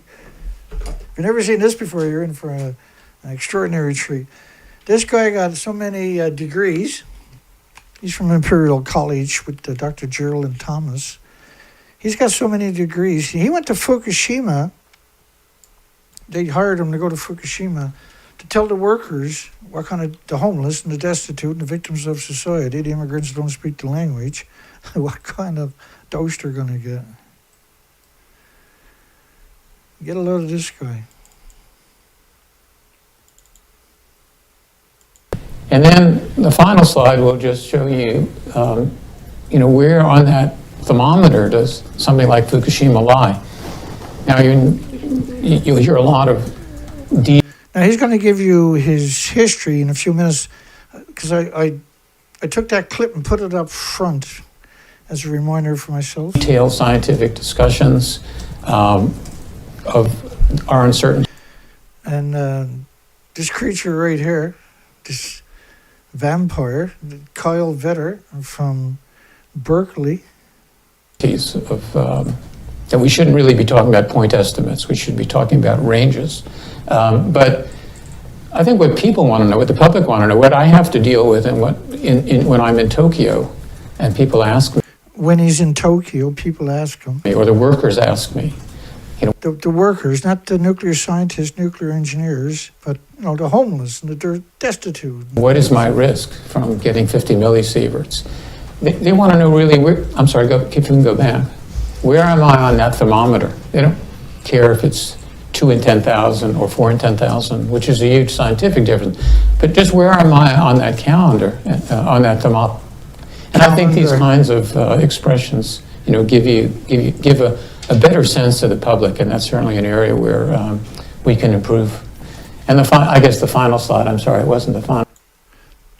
So it's not 14 cigarettes a day, it's 14 cigarettes in your lifetime. Being at Fukushima is the equivalent of smoking 14 cigarettes in your entire life, or eating 25 cups of peanut butter, or spending 20 days in New York. So being at a nuclear meltdown when multiple reactors melted down is like kayaking for 15 minutes. None of these got an attribute from anthropogenic man-made radiation. Not a single one. Sinusitis. And what makes this story crazy is what he does for a living. He's going to tell you in a minute or so. Just looking at comparable risks of death is another way of trying to express these things to the public. So getting 1 millisievert of radiation, which is just on the bottom, is equivalent to just smoking just 14 cigarettes, period. Not 14 cigarettes a day, but smoking 14 cigarettes. Take some balls to get there on a video and say that. And you can see some other amusing things like eating. Yeah, that's amusing is what it is. It's amusing when you're a serial killer, I guess, but... 25 cups of peanut butter. Peanut butter has a risk of containing aflatoxin, which is can cause your death or can cause liver cancer. Driving 600 kilometers. So that really helps. Have any of you folks ever driven 600 kilometers? That's like being at a nuclear meltdown, according to Dr. Robert Gale. Helps people quite a bit in understanding where they should place the risk Kathleen of Fukushima. Higley. So I'll stop there and return it And to you. the other two Good morning, ghouls. everyone. I'm Robert Gale. I'm Okay, here we go. Now, so it starts off with Robert Gale is he's like Ernie Gunnarsson. He's very quiet. You can barely hear him, but he speaks really clear. Good afternoon, everyone. I'm Robert Gale. I'm a MD, PhD.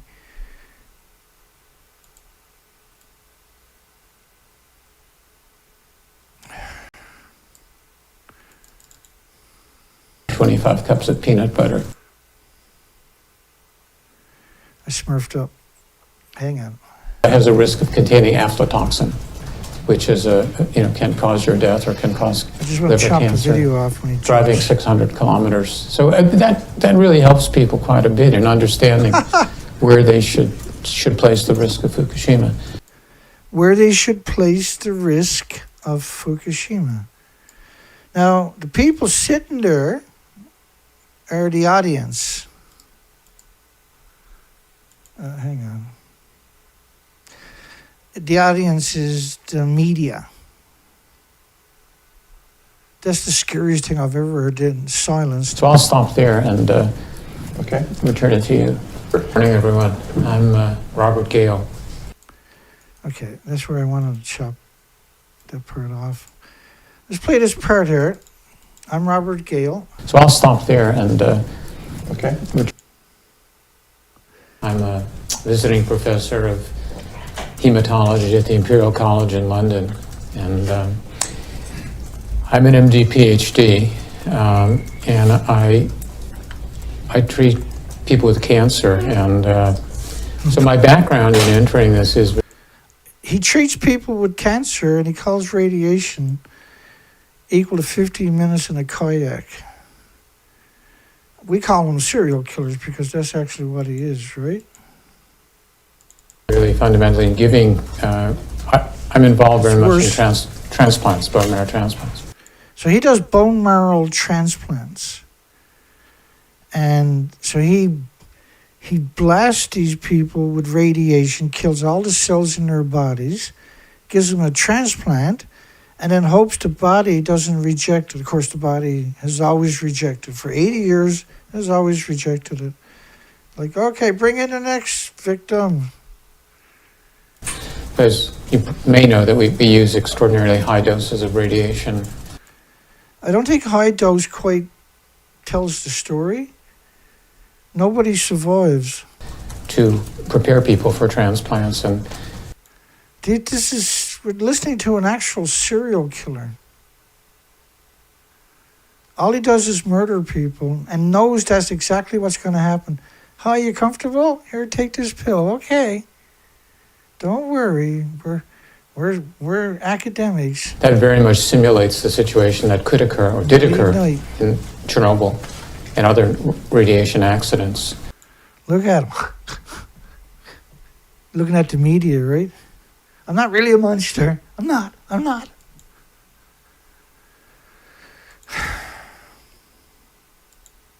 Marrow transplants.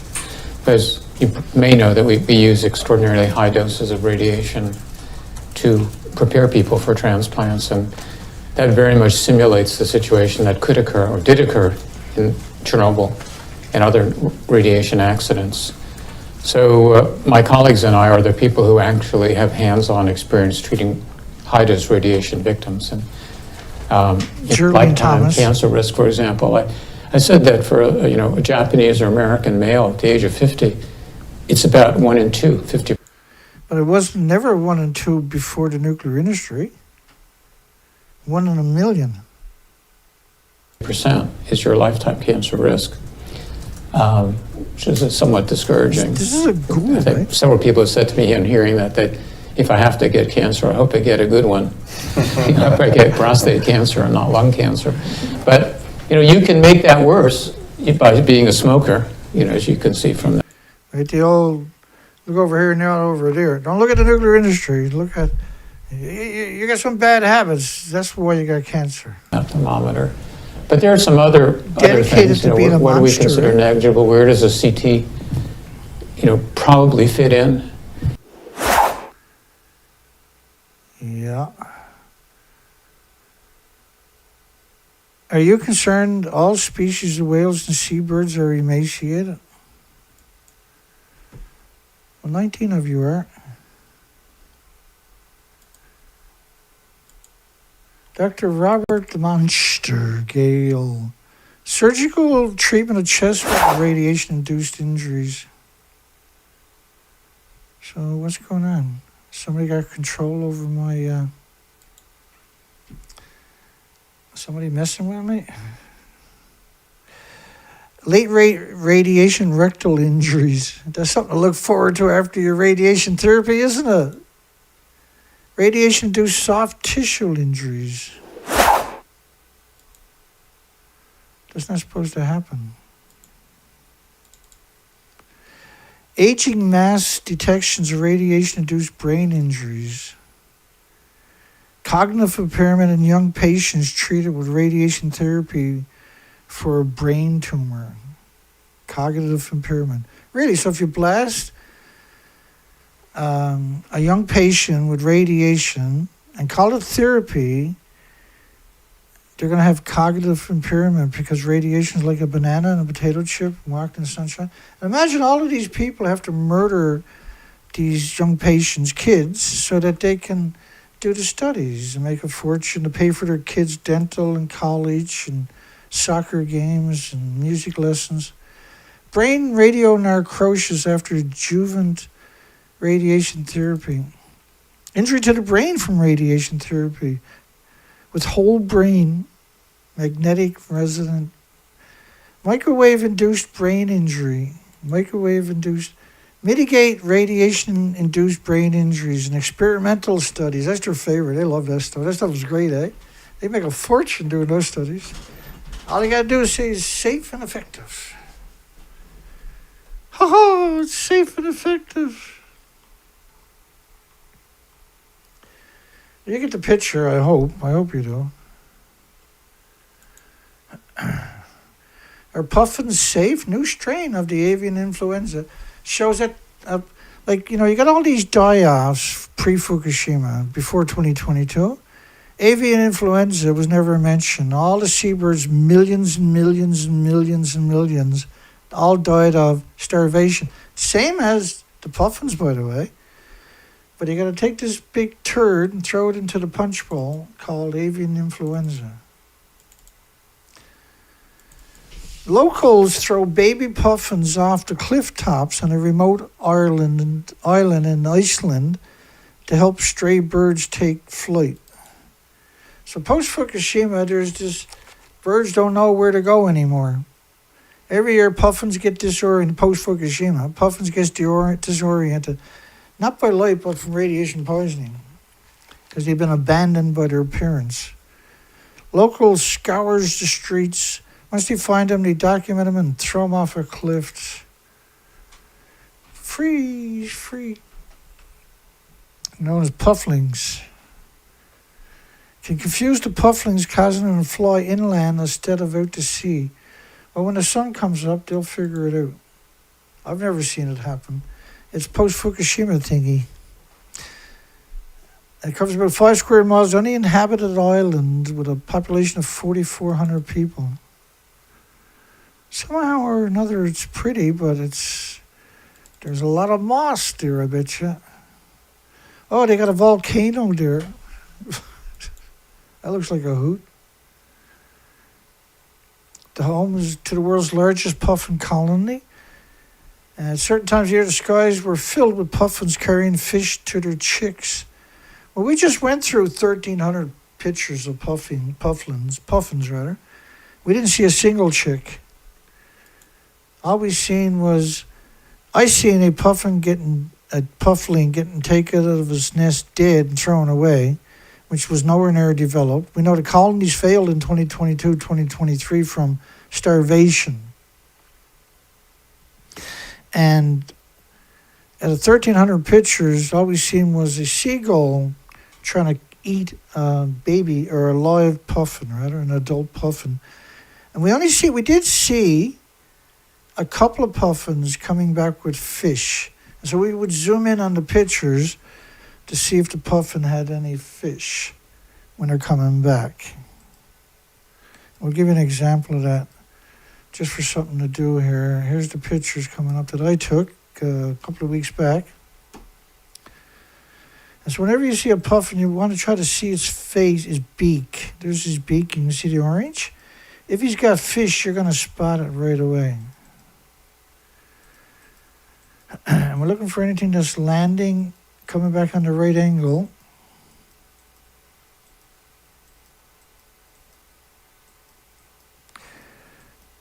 And there's one right there, right? Can we see where we're going to get a shot at him and his head? Maybe. He's pretty far away, so we probably won't get a shot at him. Wait, we'll find something. There's one showing up there. Oh. He's flying. I don't know if he's leaving or coming back. Looks like he's coming back. He hasn't got no food in his beak. Anything that moves, we're looking for dead birds too. Not like the Gannis colony, we've seen quite a few, not a lot, but we've seen a few dead ones. We still got lots of pictures to get through. And so any birds we see coming in for landing, if you can see the orange beak, it generally means they don't have any food. He's coming in for a landing. We're looking for something a bit closer. We'll get into it here in a second. We're also looking at, that was a seagull chasing another seagull. You can see it right here. He's grabbing him by the tail. He's chasing him. Is there another one there? I think there's a third one there. Don't quote me yet. He's chasing him off anyway. Look, he's got him by the tail. He's actually hanging on to it. That's his territory. He's probably cannibalizing any pufflings, that guy. We're also looking for like little spots like that. These are kittiwakes you're seeing. And that's their whole nest right there. There's no eggs and no babies. And there's not many of them, right?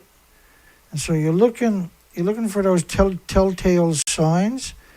So when you see the excrement, you know that's a nest. And you're trying to look in and see if you can spot any babies. So you see a lot of excrement. That's typically one or the other. It could be the cormorants hanging out there, or if it's in those little pockets, then you got to consider that it's going to be. We're looking for any kind of bird coming in for a landing. When I get out of this area here, we might get lucky and see something. Was that a bird coming in for a landing? Yeah. Right there. See this guy here? He's coming in for a landing. And he's just landing right there. You can see his beak right here, the orange. So he hasn't gotten anything, but let's try to hopefully follow up. That's him right there. He's got his wings up. I can still see his wings. But we can't get a clean shot of his head. And we probably lost track of him now. I don't know if he's there or not. Puffins will mate for their entire life. So he's landed over there, up there, by that seagull in front of him, and which is over here somewhere.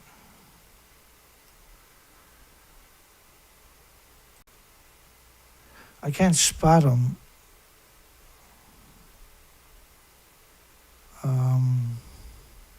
Yeah, that's him right there, look. See that weird posture? No, there's two of them. Look like that weird posture.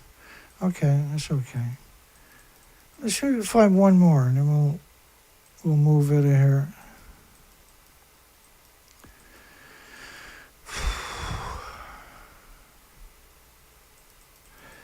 So we took around 1,500 pictures, or 1,300 of these, 1,800. Let's go to the. Now, like when I see the wings, like that shape right there, it's best to go back a couple of pictures and see if I can spot a bird coming in for a landing. So I'm not seeing it. So I just moved the camera up to that height, so we don't know if that's actual landing.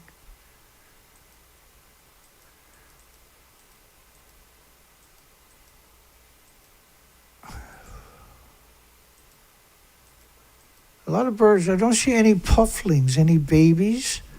I'm not seeing any dead bodies, but that's not a big surprise because there's quite a few seagulls there. Oh, there's a bird coming in, so we'll go over to the gannets because we still got pictures of gannets we haven't got to. So he's got no food. He's coming in for a crash landing. But if he had food in his beak, it would stand out. He would have 4, 5, 6 anchovies or sardines or capelin or something like that. I don't know where he landed. I don't know if he's landed. Wait, he's right here. 1, 2. So he had to be, he couldn't have went too far. Oh, that's him right there. He's still up high. They sure fit in, eh? You can barely see him. He's coming in to land somewhere over there. We don't have a shot of it. Okay, so let's bring up some gannets. We kind of had a mixed night tonight. This is the gannets. Now, on the side of the cliffs are some gannets. That's the babies right there, the fledglings. And you can see another one. They had a pretty successful, in my opinion, that fledgling is lid down in an odd looking position, but we don't know for sure. Same as this one, right?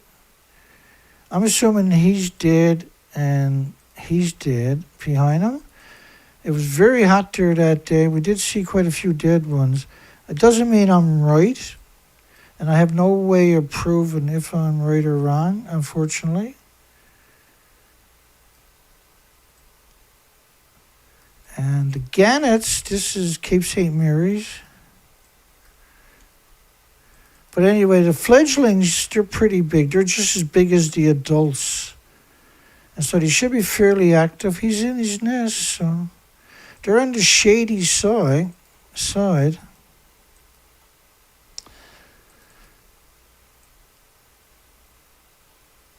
But they did have quite a few fledglings. He definitely could be alive. You can see this guy, he's alive. And this one here, he's got his wings up. This one, I don't know if he's alive or not. He could be, but he's not. He doesn't look very promising. This one alongside of him definitely looks okay. This one looks like he might have sores on him, but I can't tell you because I can't really see his head. But his skin got different colors than the rest of them, so I don't know 100%. Right? Because we can't. You need a video focus on that spot for a while to quantify. All of these look like they're healthy. He's healthy, healthy babe, fledgling, healthy fledglings. Even down here, you can see nice, healthy fledglings. Nice, healthy fledglings.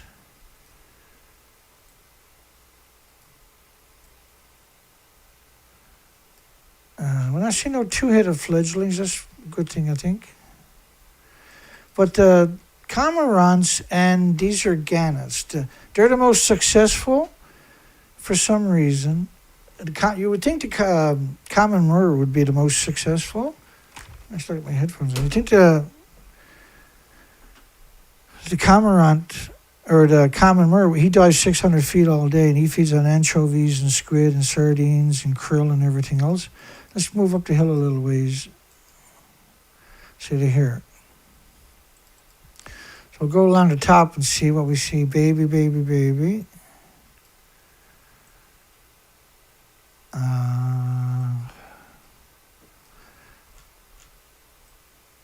Now on the way out there, it's a long walk. It's almost a 30-minute walk. I seen one bee at the very last of it. We didn't see any other insects whatsoever. And it was perfect weather. I mean, it was perfect. It was probably 90 degrees. I got sunburn to my head from being exposures. Move up the cliff a bit more up to here. And then we're up close to that time again. Right, very healthy looking, those guys. They seem to be the most successful. The colony, not very far from me, of gulls and kittiwakes was killed off by the government. The government killed them. Said they're trying to control the population, but there is no explosion in the population. Last year was around a 16% survival rate. So that belies that wasn't enough to maintain the population in the first place.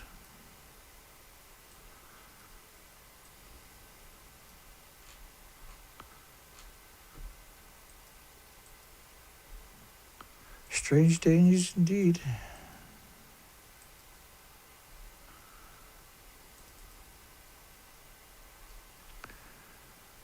And we don't know about that one.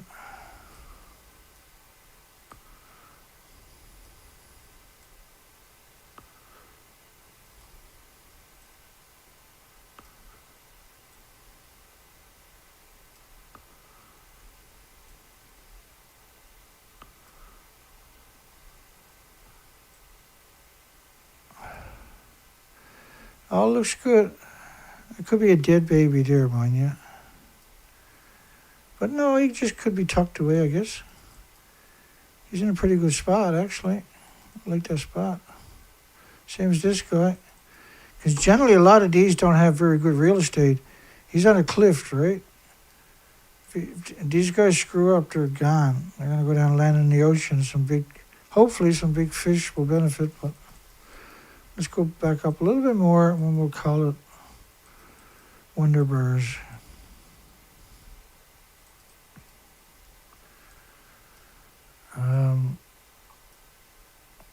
I'm planning on doing some research coming up. I got to pick up a few odds and ends to make this work. We're planning on cover a huge territory. And we got all kinds of other plans.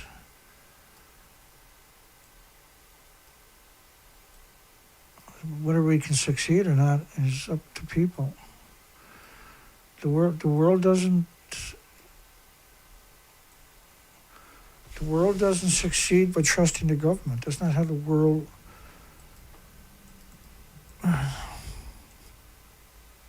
Trusting the government is the worst solution, man. All they do is lie, especially the nuclear industry. And your media is just, the lies they're telling for the nuclear industry is just exceptional.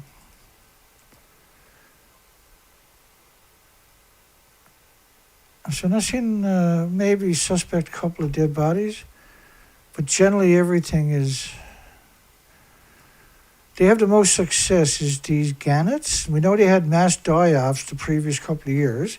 We know it was starvation along with other species. We know the die-offs happened at the same time on the same day in the United Kingdom and then 5,500 miles away on the east coast of Canada. The headlines came out at the same time on the same day of the same species. That's not an accident, okay? That's an agenda.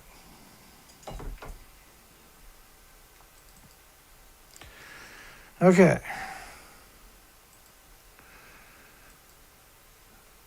And we got 20 likes. We got no views last night. When I started the show, I had 125, 126 views or something. And there was no statistics.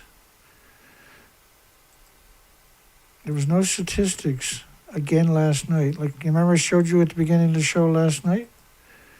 So these statistics here, when the show is over, you'll get the total official number, right?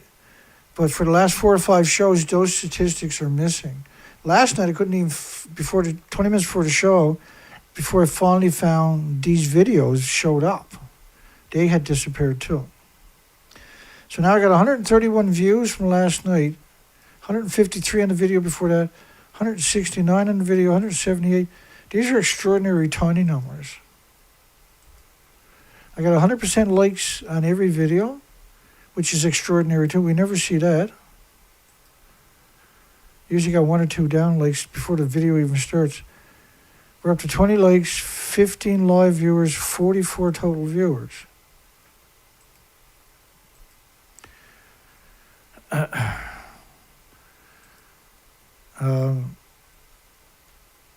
so on, these are good shows. All these presentations are rock solid. All of them are full of incredible documentation you're not going to find anywhere else.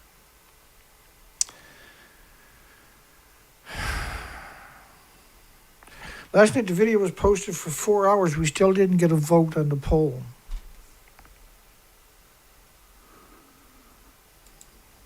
We still didn't get a single vote on the poll during that period.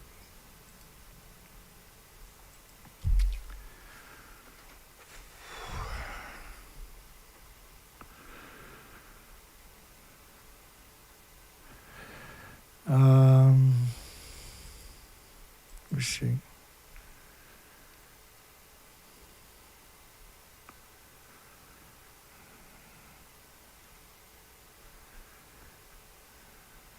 Hello, everybody.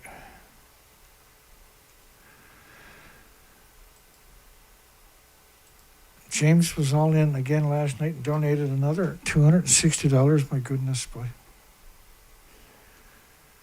It's insane. I wish other people would take the pressure off, especially at this critical time we're in right now.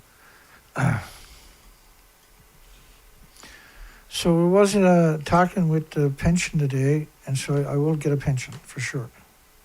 That'll be, it's a little, I never got everything right on my paper, so we got everything sorted out today, and that'll be sorted out somewhere in the next couple of 3 weeks or something, 4 weeks at the most. Next month I should be back on track. At the end of next month I'll be, not exactly normal, but I'll be in good shape, so. At least we got some good news, right? We're going to keep this show rolling. That's the main thing. But we need to go hard against this industry.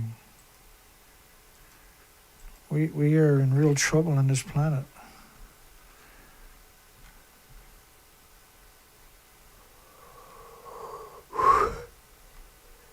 And so when the birds are coming back, right, instead of seeing the bottom part of the beak, you'll see all these different colors, right? You want to see the orange? It's very distinguished. So that's why we looked at the pictures the way we do.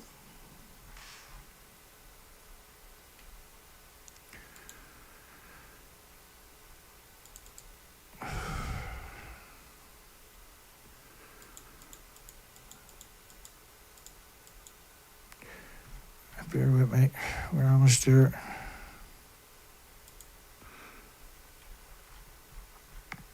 Just wanted to delete all the stuff we just went through, so we got a fresh page tomorrow night. Tonight's Wednesday. This is Wednesday? Oh my goodness. Let me check this.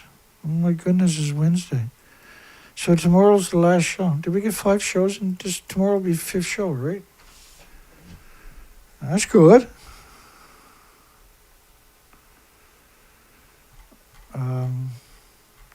Tomorrow night I'll try to stay on track. I apologize. It happens in the chaos that I live in. My world is chaos. And then trying to come here and tell a story without chaos encroaching on it is not always the way it plays out, right? By the way, the Neptunium-239, that's a 20-day model. That decays to plutonium-239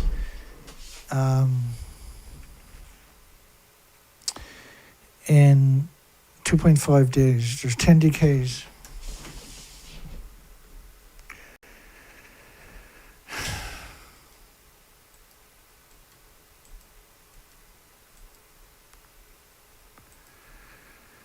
All right. Yeah, they want to discourage me, is right. But I got to know it's not going to discourage me. It's want to discourage other people, I guess. Oh, well, he's full of shit. Nobody's watching his stuff. That's what they're hoping. That's what they're praying, I should say, right? All the whales are emaciated. All the birds are emaciated.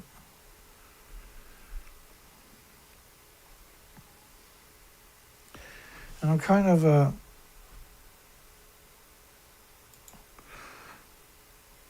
I want to listen to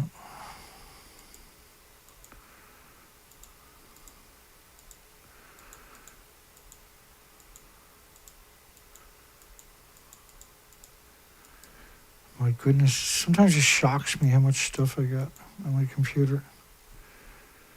Like, it blows my mind. I want to listen to nuclear exceptionalism. You can find that over at James Luce's site on YouTube.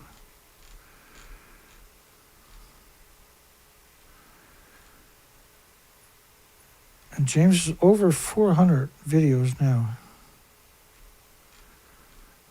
Almost every one of them are anti-nuclear songs. And he's got some amazing songs. And what I try to do is highlight some of those songs.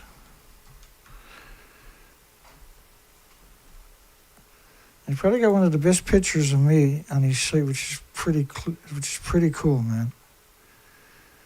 I was at Telegraph Cove, and still on the float dock down. I used to dive off that coastline right there, deep dives for green sea urchins in the winter time. It was 90-foot tables all day. And we're going to play Nuclear Exceptionalism. So you can look that up over on his site if you really like the song, and you should. It's a great song. I'm going to sit back and enjoy it with you. Hugs for everybody. We'll see everybody on tomorrow night's show. Is the last show of the week. And so we'll have some pretty good stuff. Tomorrow night we'll have a good time. Get some popcorn. Get all the kids and family around. It's going to be a great time. Have a great night. Hugs for everybody. See you on the next show. Take care.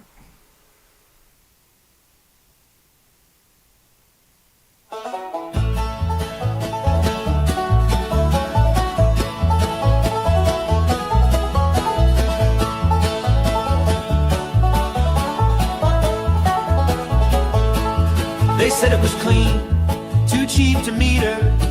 Built the dome, then cooked the beaker. Said the rod was safe as sealed in drums, but left them leaking out of Idaho slums.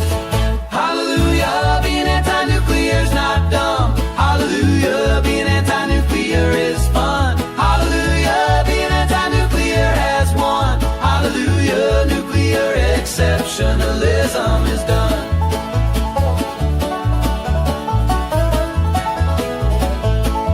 They chase the sun, all fusion proud. Ignore the barrels stacked in clouds. Promise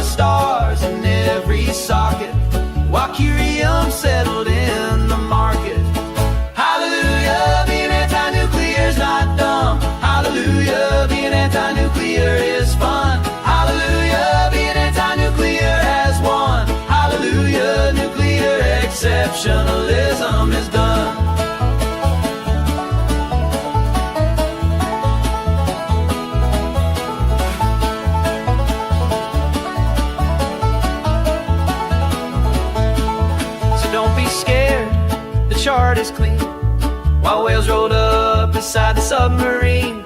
Blame the algae, blame the rain, but never trace the gamma chain. Hallelujah, being anti-nuclear's not dumb. Hallelujah, being anti-nuclear is fun. Hallelujah, being anti-nuclear has won. Hallelujah, nuclear exceptionalism is done. Now the rods are rusting, the record spins. Mama warned them, too many sins. Keep your son, keep your lab coat pride, till you fix the waste you tried to